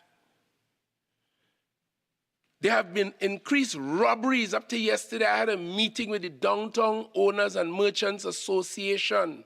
And one of the matters they complained of is the fact that there are elderly persons, particularly women, coming into the city to conduct their business affairs. And there are young men robbing them of their pension, focused on them, particularly at month end. Sexual offenses, I gave an example a while ago, against women and elderly ladies. Domestic violence. Actually, Madam Speaker, the statistics show that insofar as offenses against women between 2015 and 2020, in 2015, for an example, we had 29 women murdered. In 2020, 54. Shootings against women and woundings, 83. 80 in 2020. Sexual offenses, 719 in 2015, 642 in 2020. Kidnapping, 65 against women in 2020, 40. Robberies, 888 in 2020, 773. Domestic violence, 1,181 in 2015. In 2020, 1,842. A total in 2015 in terms of those crimes, 2,965, and in 2020, 3,431. So while particular offenses may have declined, in the generality, there has been this increase in attacks on our women. When I came to this office very recently, I decided, and I made it very public, that I propose to use this office as a man, as a member of parliament, as a father, as a brother, as a husband, as an offended party, and as minister, to ensure that I do all that I could to ensure the protection of our women. Only yesterday, I visited the electronic monitoring unit of the Ministry of National Security and had a full understanding of how it works to protect our women. So I understand full well the prosecution of crimes against men for the kinds of offenses of which I just spoke, particularly in the context of domestic violence and the application of electronic monitoring to control them and use electronic geofencing to protect the women. And of course, pepper spray is another way. Madam Speaker, pepper spray is used by law enforcement and correctional agencies across the world, as the Attorney General told us. And it can reduce the number of injuries to police officers from assaults. Police use it. So you have military style or military level use of pepper spray. But this amendment to the Firearms Act is to put a tool, and Cabinet approved this, Madam Speaker, since April 29th of this year. The Cabinet of this government, we approved this, and we immediately came with a bill. It was passed in the Senate. I am advised by the Attorney General who piloted it that every member of that place voted in support of this, including the United National Congress 6 senators. So I am astounded that I would hear the member for Princestown and I would hear the member for St. Augustine come here today to say they have concerns. As you know, Madam Speaker, the bill is drafted, it is presented to that House, and it is passed with amendments with the full support of that House. It comes here today for passage. Of course, it is not a rubber stamp. If you have something serious, something fundamental, something that you overlooked in the Senate, one can understand. But out of the blue, in their most unprincipled manifestation, they come here today with issues and concerns and with a long list of them, wasting our time, demonstrating their convolutedness. And I have other adjectives that you may not permit, Madam Speaker. Madam Speaker, the Attorney General told us this is not new. This is best practice all over the world, but there are some dangers. I heard the member for Princestown say that this will not kill you. I did some research. We discussed this ad nauseum in the cabinet. While they were out there talking, bring it, pepper spray, pepper spray, pepper spray, and calling for it on every virtual platform that they shared. Up and down the place with candle in their hand, with other miscreants in the society, calling for pepper spray. We were studying it. We got a report from the Office of Law Enforcement Policy. That agency looked at best practices all over the world, did legislative comparisons, and advised the cabinet. So we didn't just jump into this emotionally or for populist reasons like the UNC and its leader. And we understand that this is not a panacea for the problems women face. And we understand full well, as the member for Tobago West told us, Tobago East told us, that this requires a change in the mind, a change in the heart, a change in the behavior, a change in the culture of those in our society, because we are a very violent society. And violence against women and children is a subset of that larger violence. But we are violent. And the impetus that comes from all of the violent movies, the obscenity, the pornography that makes human beings insensitive to the beauty of God's creation and look on it in a certain tone rather than with love and to behold God's beauty and glory. These are some of the issues that we have to address. So this is no panacea for it. But certainly, the best practice in the world shows that women have been able to protect themselves with the use of pepper spray. And, Madam Speaker, there are dangers, as has been adumbrated by the Attorney General and others. Because the very pepper spray could be turned against the very person to whom we intended it should bring protection.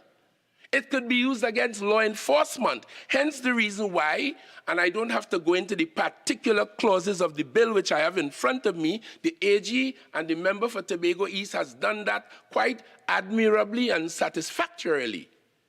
There are some very stringent legal protections for abuse of the pepper spray in this amendment to the Firearms Act. Time wouldn't permit me to go into them. We all have a copy of the bill in front of us. But there's a small role for the police. The law says, this bill says, Madam Speaker, that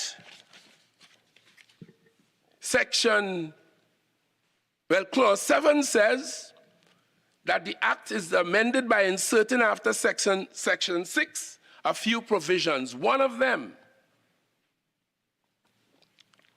6B, a person who is desirous of obtaining or renewing a pepper spray import permit, that's for those who bring it to sell. And by the way, Madam Speaker, it shouldn't surprise you because it doesn't mean there are tonloads of it in Trinidad already, you know. Part of the issue in the Senate was how do we deal with that, you know. Because this is a very, not only violent, this is a very law-breaking place, you know. Anyway, a person who is desirous of obtaining or renewing a pepper spray import permit or a pepper spray permit, like the individual, the women, the children, who would, because we have allowed persons from 16 up. And this is another one of the risks. Some countries say 18 and over. And we debated this thing in great detail because we were concerned that 16-year-olds who might still be at school, reckless, mischievous, playful, can misuse pepper spray to very devastating impact. So we considered all of this.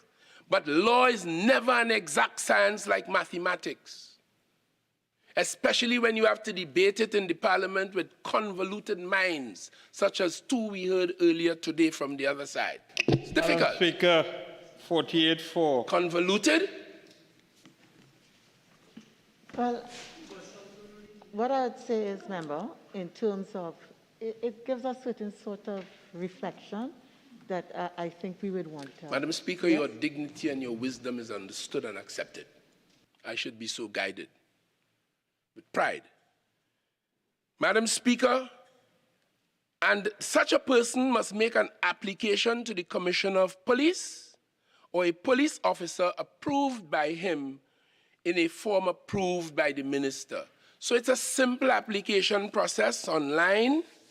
And 6C says any person who in applying for the pepper spray permit or pepper spray permit or pepper spray import permit, who makes any statement, because the law excludes certain categories of persons. And if, of course, you make false declarations, false statements, the law provides for some stiff responses. On summary conviction, for an example, a fine of $50,000. So while we want to make it available, we are taking action to ensure, at any rate, that it is not in the wrong hands. 9B, in clause 9, it wants us to insert a new 9A, following 9A to insert a new 9B, and it says any person who sells or transfers pepper spray to any other person who does not hold or is not exempt from holding pepper spray import permit or pepper spray is liable on summary conviction to a fine of $550,000. So this is the Parliament's way of saying This is not to be sold and played around with. This is why it finds itself as an amendment to the Firearms Act, because it is, in fact, a weapon, Madam Speaker. And, Madam Speaker, so the legislation goes. Very important provisions in here, and all designed to make this protective tool available to our women, and at the same time, protect them from being victims of the very thing that is intended for their protection. Let me run very quickly to clause 15, which deals with some of the role of the police in this, for whom we at National Security would have some oversight on.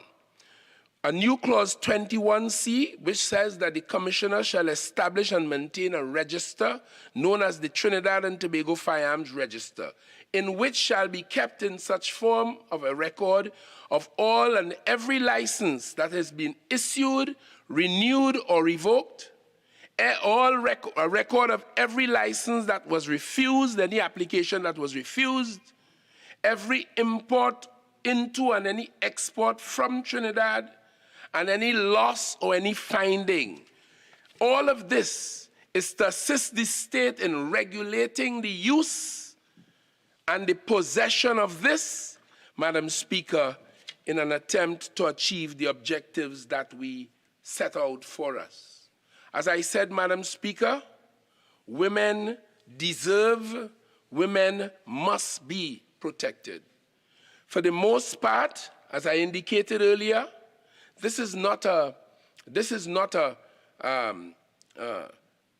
matter that really, strictly speaking, what it does, it debilitates the attacker, and it gives the woman a second chance to make off, or to call for help. The basic ingredient in this, as has been said earlier, is an agent by the name of oleoresin capsicum, which is the extract from the pepper plant.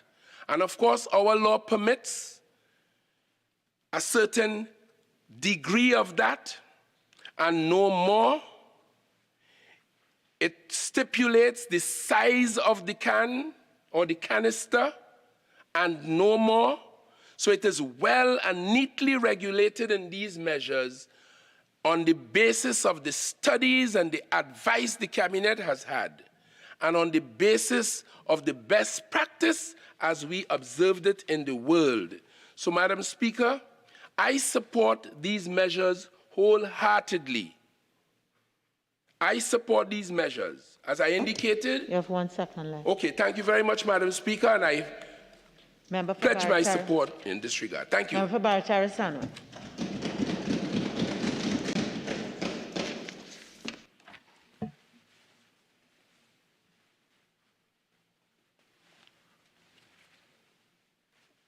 Thank you very much, Madam Speaker, for recognizing me to join this very important debate in which this Parliament, be it the lower house, is asked to deliberate, consider, and approve an act to amend the Firearms Act, Chapter 1601, a bill that originated from the other place on which we are here now to consider.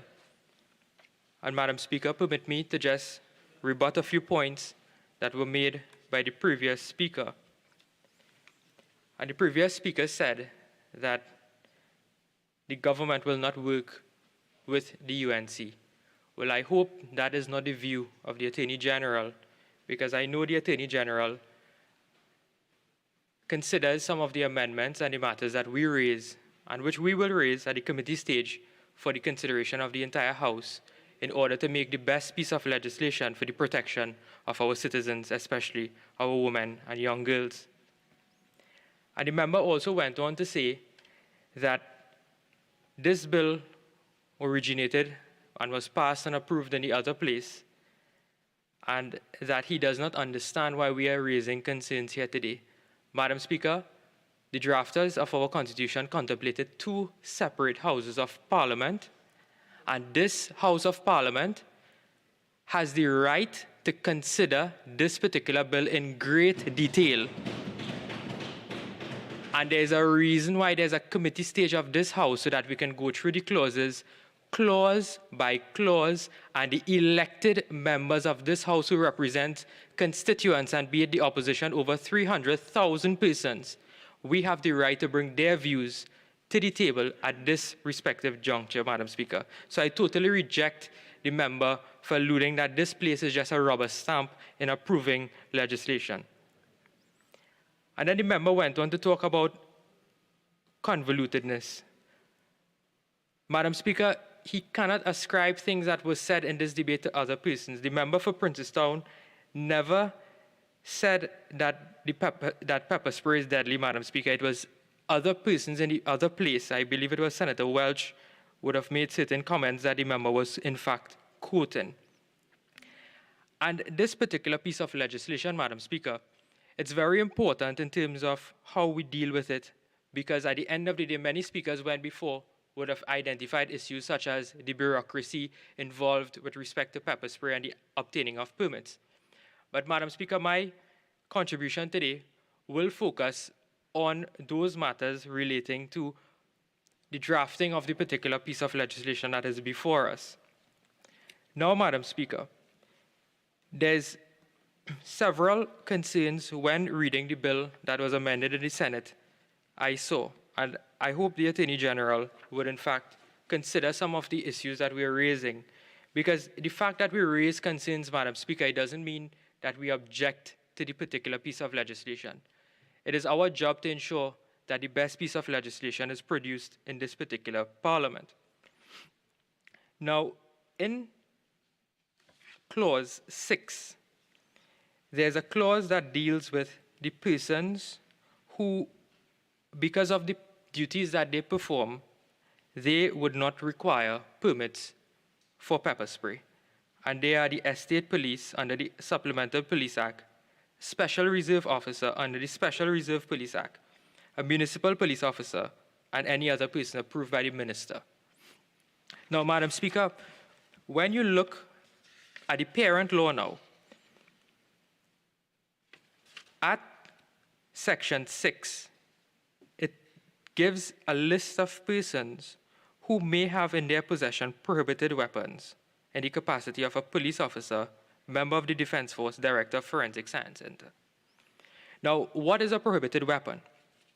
Under the definition of a prohibited weapon, it means artillery or automatic firearm, grenade, bomb, or other missile-like, or any weapon of whatever discharge or design which is adapted for the discharge of any noxious liquid, gas, or other thing.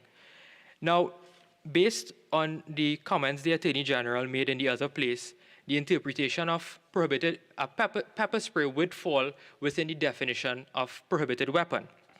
Now, through you, Madam Speaker, to the Attorney General, when you look at the definition of police officer in the Parent Act, a police officer includes a member of the Special Reserve Police established under the SRP Act.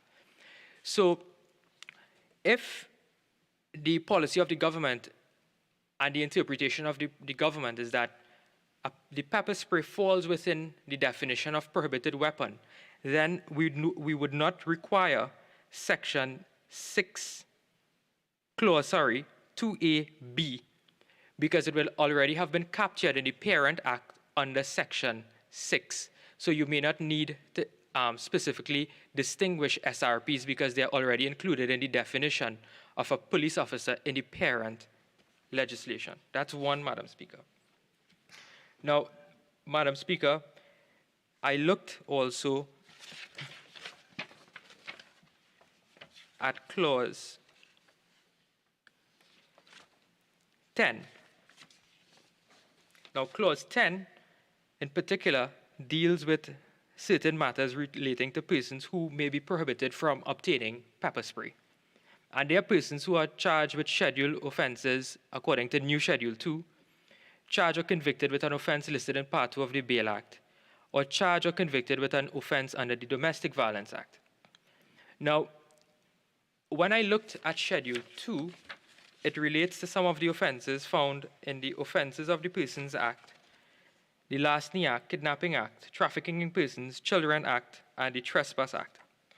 Now, Attorney General, in the winding up, I don't know if I would have missed it, but if a person is charged with an offense of illegal possession of pepper spray or the illegal importation, manufacture, sale of pepper spray, are they captured in any one of these three subsections?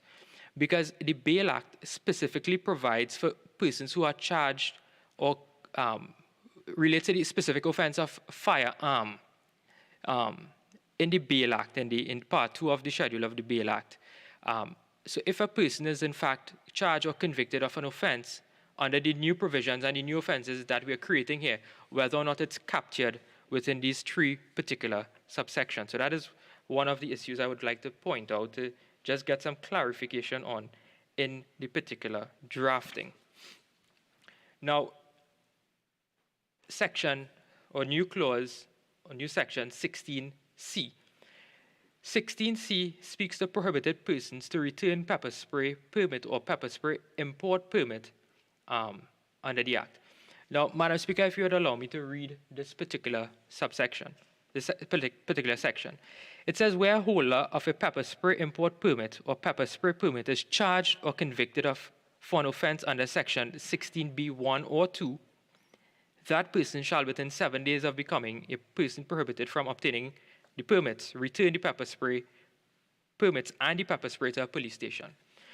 Now, reading this as it is, Madam Speaker, it gives the impression as though section 16B1 and section 16B2 creates an offense.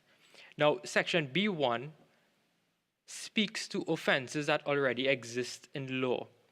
Section 16B2 speaks to an undertaking, an interim order or a protection order that is made under the Domestic Violence Act. So it's not an offense per se, it's an order made against a person.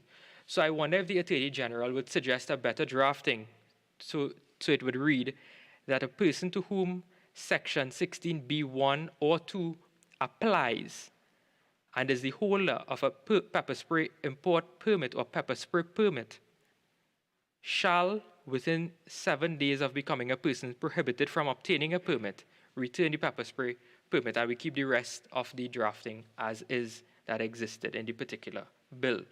So that is another one of the areas that I wanted to point out in terms of improving the language in the legislation. Clause 11. Clause 11 deals with the section 17 of the Parent Act. And the first amendment that is being made is to delete the word president and substitute the word minister. Now, president in this case will be interpreted as being cabinet. Now, what does section 17 of the Parent Act say? Section 17 of the Parent Act says, and the section that we are amending is subsection 3, 17.3 says, no license, certificate, or permit other than a firearm disposal permit shall be granted to or held by a restricted person except with the prior permission of the President.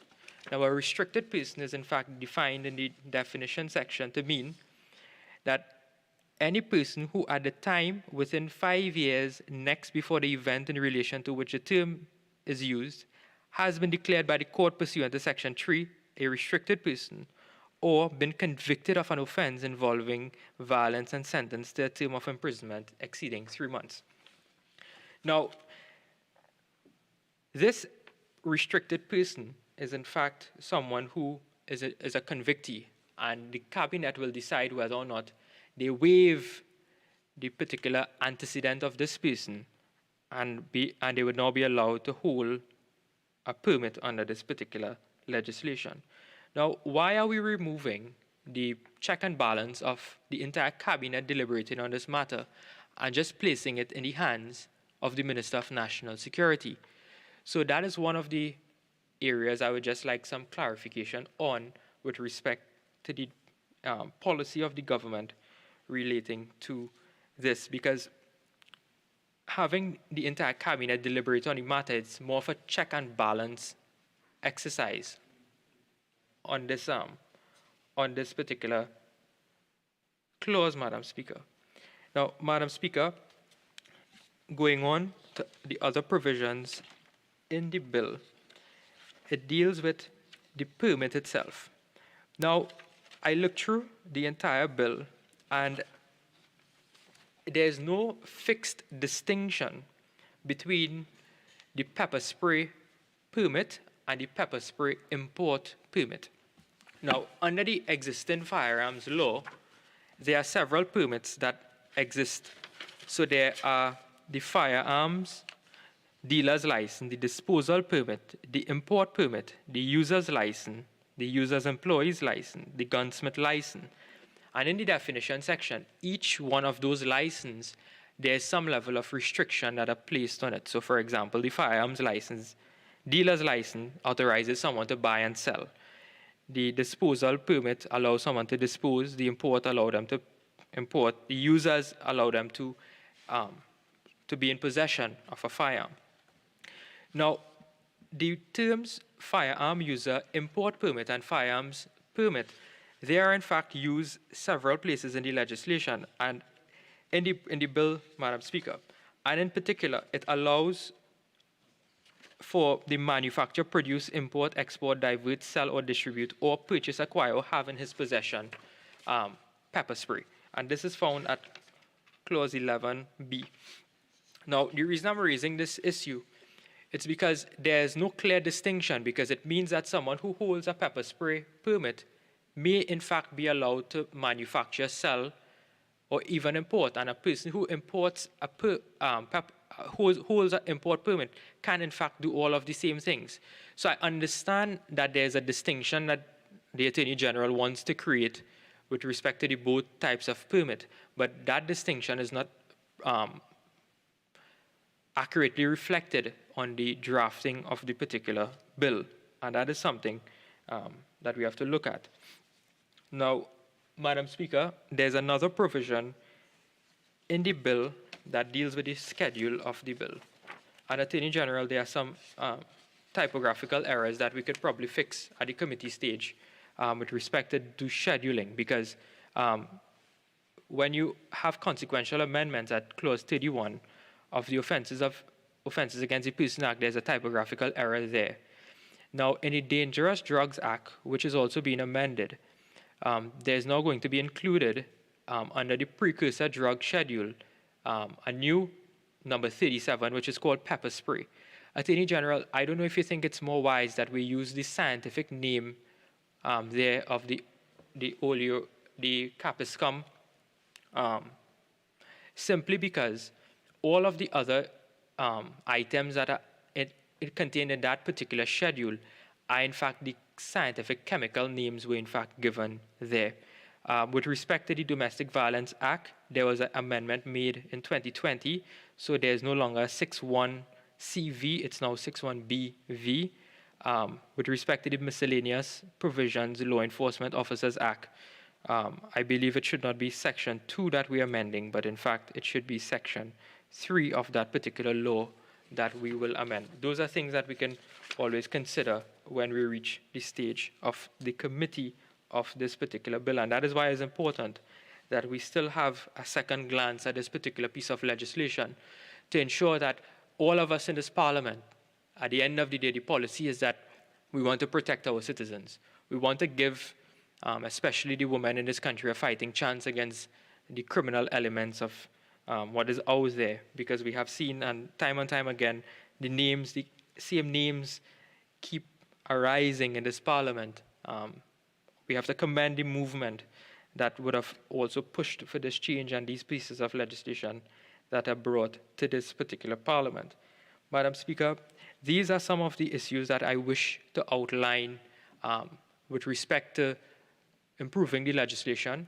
There are several more amendments that we also contemplate, and for the fullness of time and rather more deliberate and more considered discussion at the committee stage of the bill, Madam Speaker, I will now end this contribution because I would want the Attorney General to consider some of the amendments that we are going to file, hope that they take it on board, and we can have a fulsome discussion in terms of making the best piece of legislation for the protection of our young girls and our women of Trinidad and Tobago. And I thank you very much, Madam Speaker. Member for Port of Spain North, St. Anne's West.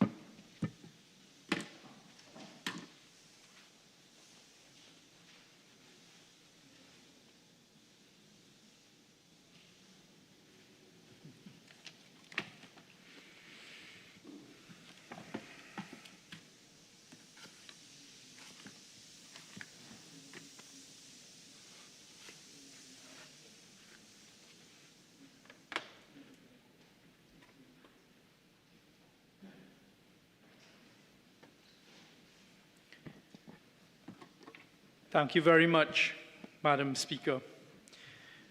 Madam Speaker, the legislation that we're dealing with today is all geared towards the legitimization of what is commonly known as pepper spray. I think we've gathered that by now.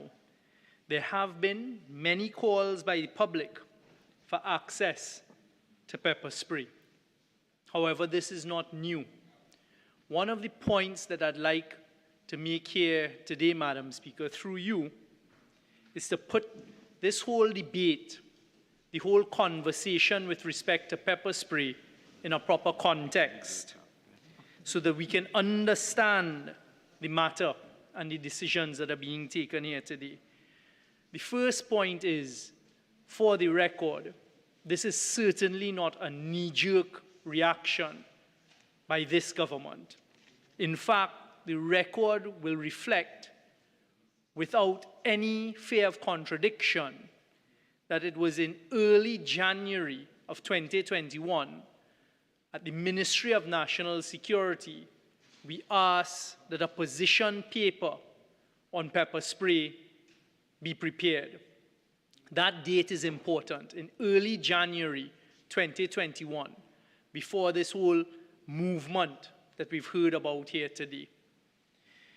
And what we did is we asked the Office of Law Enforcement Policy, familiarly known as OLEP, to provide us with a report, to set out for us the information that we needed to consider with respect to pepper spray, to make sure that something as important as this, certain people may not understand it and may trivialize it, was something that the Cabinet, and before it reached the Cabinet, that the National Security Council would give proper consideration to.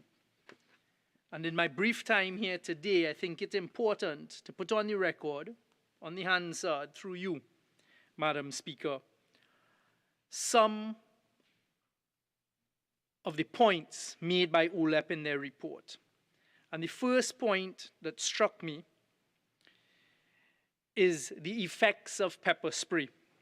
And the effect of pepper spray on humans includes acute eye pain, temporary blindness, and acute ocular discomfort, respiratory symptoms including wheezing, coughing, shortness of breath, rashes, blisters, and burns. And it concludes in that part, it is therefore a dangerous weapon. So I thought it important to put that on the context, that whilst we deliberate, and we all, I believe, in support of going this way and liberalizing the access to pepper spray, people know that it is a dangerous weapon. Research in this area has associated a few deaths with exposure to pepper spray. However, in all cases, the victims had underlying medical conditions, such as asthma, chronic obstructive pulmonary diseases, or death was due to positional asphyxiation after deployment by law enforcement. So let us not fool ourselves, even as we take a decision here today to give access of pepper spray to persons as young as 16 years old, that this is not something that is potentially dangerous. They then did a SWOT analysis, where the table showed an analysis of the strengths, weaknesses, opportunities, threats of the use of pepper spray as a self-defense option for vulnerable members of society. And some of the strengths worth putting on the record are: it gives potential victims the option to use a non-lethal weapon to repel attacks. It can reduce the fear of crime in potential victims. It can deter potential attackers who are alert to the threat.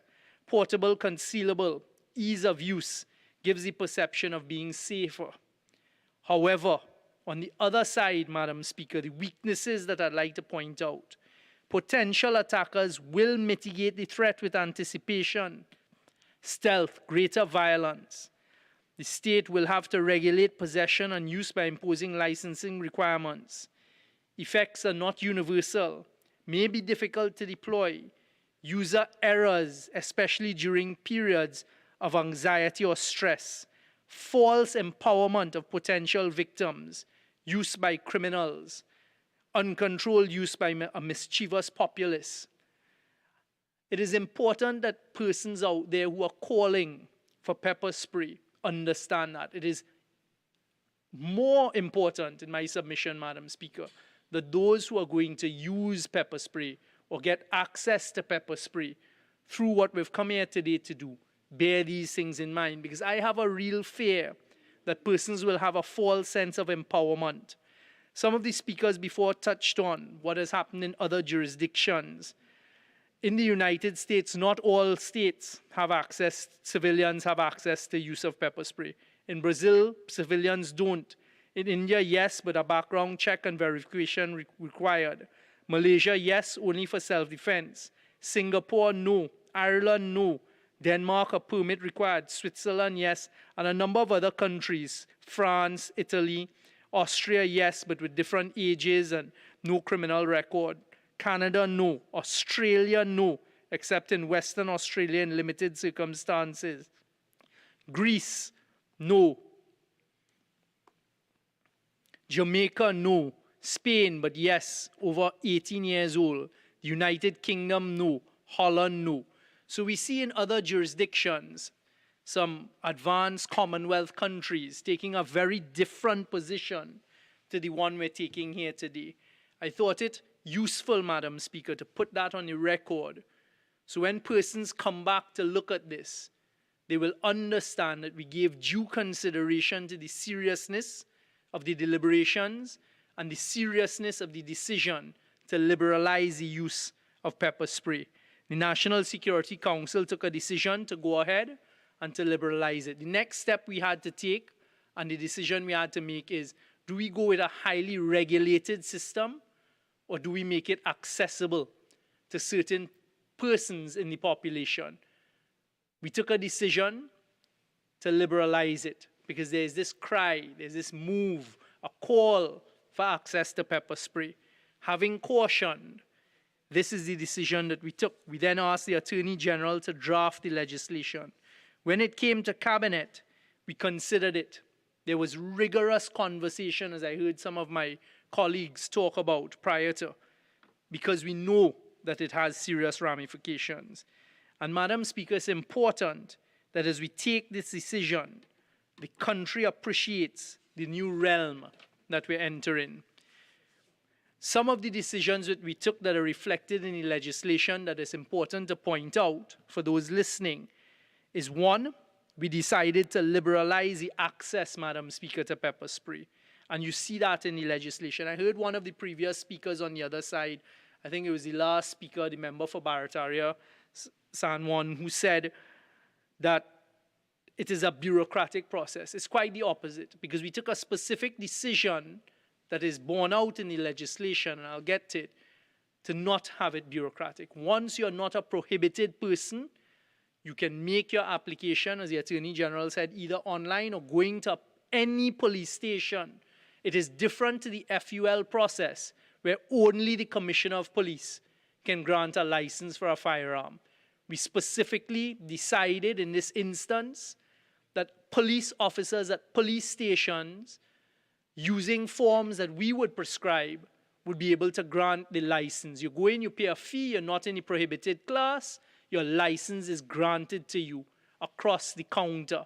And that is why the legislation specifically says throughout, and I draw reference to it at Clause 7, the new 6A 1B, where it says, a person may purchase, acquire, or have in his possession pepper spray only if he holds a pepper spray import permit or pepper spray permit, as the case may be, issued by the Commissioner of Police or a police officer authorized by him.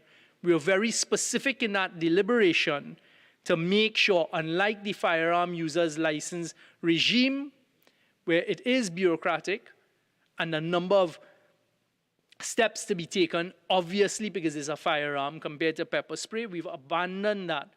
And once you're not in the prohibited class, you're above the age of 18, you can walk into the police station, apply, get your permit, and then go to a licensed pepper spray dealer and get your pepper spray. So it is not meant to be a complex or bureaucratic process at all. In fact, we've simplified it. And it's not for the Commissioner of Police alone, it's for any police officer authorized by him, and we expect it to be extensive. The second decision, major decision that we took, worth pointing out, is we made a decision that anyone over the age of 18 can have access once you're not in the prohibited class. Some of the speakers before touched on who are in the prohibited class.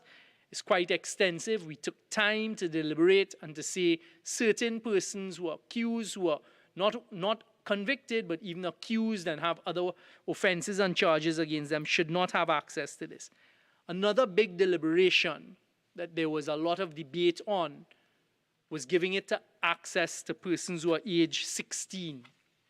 And persons between the age of 16 and 18, your parent or guardian can apply for that license for you or give authorization.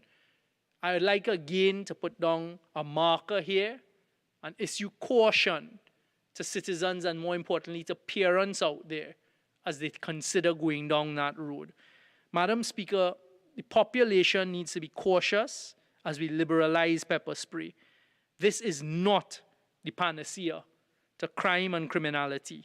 And I join fully, as we say in the legal arena, I concur with the comments, the submissions of my colleague from Tobago East when she said we need to change mindset and we need to do what we each have to individually for accountability. I caution parents when taking the decision to arm their children because it is a dangerous product with pepper spray. And this also note, I noted the last speaker as he ended, talked about this is for women. It's not only for women in society. There's no gender prohibition here. So anyone over the age of 18 who's not prohibited can get it. Any boy or girl between the ages of 16 to 18, once their parent or guardian says they can, they have access to it. I caution, Madam Speaker, persons who think that pepper spray will empower them to be careful. And we have concerns about it being used against persons who may be attacked. So please get the necessary training if you're going down this road. We also built into the legislation, Madam Speaker, and it's worth pointing out, a caution again, at clause 26, and when you look at 26.2, a person who holds a pepper spray permit and has pepper spray in his possession shall, when not carrying such pepper spray on his person, ensure that it is safely stored out of the reach of children. That is extremely important as we know how curious children may be with respect to this. Another point that was made that is worth correcting very quickly is the reference by the former speaker, the last speaker, to us removing it from president to minister. The removal of the president from this legislation is long overdue. In our view, the president shouldn't be called at all in anything to do with the firearm legislation. It was already understood by the Constitution, it would have to be the cabinet. The way that the government operates is when you say minister, in this case, Minister of National Security, it does not empower him to just make regulations on his own. Every time there's reference to minister in legislation under this government, the minister has to bring a note to cabinet to get the support of cabinet, to persuade cabinet, and cabinet takes that decision to alleviate any concerns with respect to that. Madam Speaker, may I ask how much time? You have 6 minutes and 15 seconds. Thank you very much for the accuracy of time there, Madam Speaker. Madam Speaker, there are a couple of things that were said previously that I can't leave on the record. It would be remiss of me, it would be wrong not to correct the record, in particular by some of the comments made by the member for St. Augustine. The first one is this constant obsession by members on the other side, and I see it being picked up out there by some of their minions on social media and run with respect to CCTV. The Minister of National Security can attest it. The CCTV camera system, the national CCTV camera system, since April of this year has been functioning at over 85%. Well over 85%. Never give the exact figure. So it is working. So what had happened in the past was fixed. That's the first point. The next thing that really was kind of ironic and full of hypocrisy was this, and it was said more than once. I was going to leave it if it was only said once, but I have to draw a reference it. Allowing persons, this is again a member for St. Augustine, allowing persons to own pepper spray is not the answer. It was said repeatedly. And I thought, mark the record how ironic and hypocritical that is, as some other speakers there acknowledged they were the ones crying, arm the citizenry with pepper spray, it will fix everything. So to hear that admission today, we mark the record with it. Now, Madam Speaker, one of the things that is absolutely necessary to end on and to correct is this naked, transparent, upsetting obsession that the other side, that is really spurned by the leader of the opposition, the absent member for Siparia, have with the member for Diego Martin East. And I could not let the record go today by the contribution of St. Augustine, who launched an attack on the member for Diego Martin West, and talking about the member for Diego Martin West and his calling him basically saying and attacking him and saying and marking the record with a number of lies. First of all, a number of untruths. Sorry, Madam Speaker. First of all, it's quite ironic that when the member for Siparia, as the first female prime minister, had the opportunity to choose certain leaders in this country, it was done in a certain way. Under the member for Diego Martin West, he has chosen, and we have women leading as a president of our Twin Islands state. You, Madam Speaker, as the Speaker of the House, the President of the Senate, or leader of government business, or cabinet, has quite a number of very strong women. So to come here and to attack his character once again, as they continue to do, led by the absent member for Siparia, I had to put it on the record that we reject this continued attack on the member for Diego Martin West. And his record speaks for itself. And to remind the country through you, Madam Speaker, that not so long ago, it was under the member for Siparia that untruths were told about the member for Diego Martin West by Vernella Toppin Allen. So don't come here once again in a debate to do it pepper spray to try and drag down the member for Diego Martin West and his reputation, and to try and continue painting him in that false light. So, Madam Speaker, with those few words, I'd like to thank you for the opportunity to contribute on this pepper spray legislation, and to end by just saying that I renew my call for caution as we go forward and we liberalize the use of pepper spray in Trinidad and Tobago, and to understand that it is not going to be the panacea for crime. Thank you. Honourable members, I think this is a convenient time. This sitting is now suspended for 15 minutes, and therefore we will come back here at 4:50.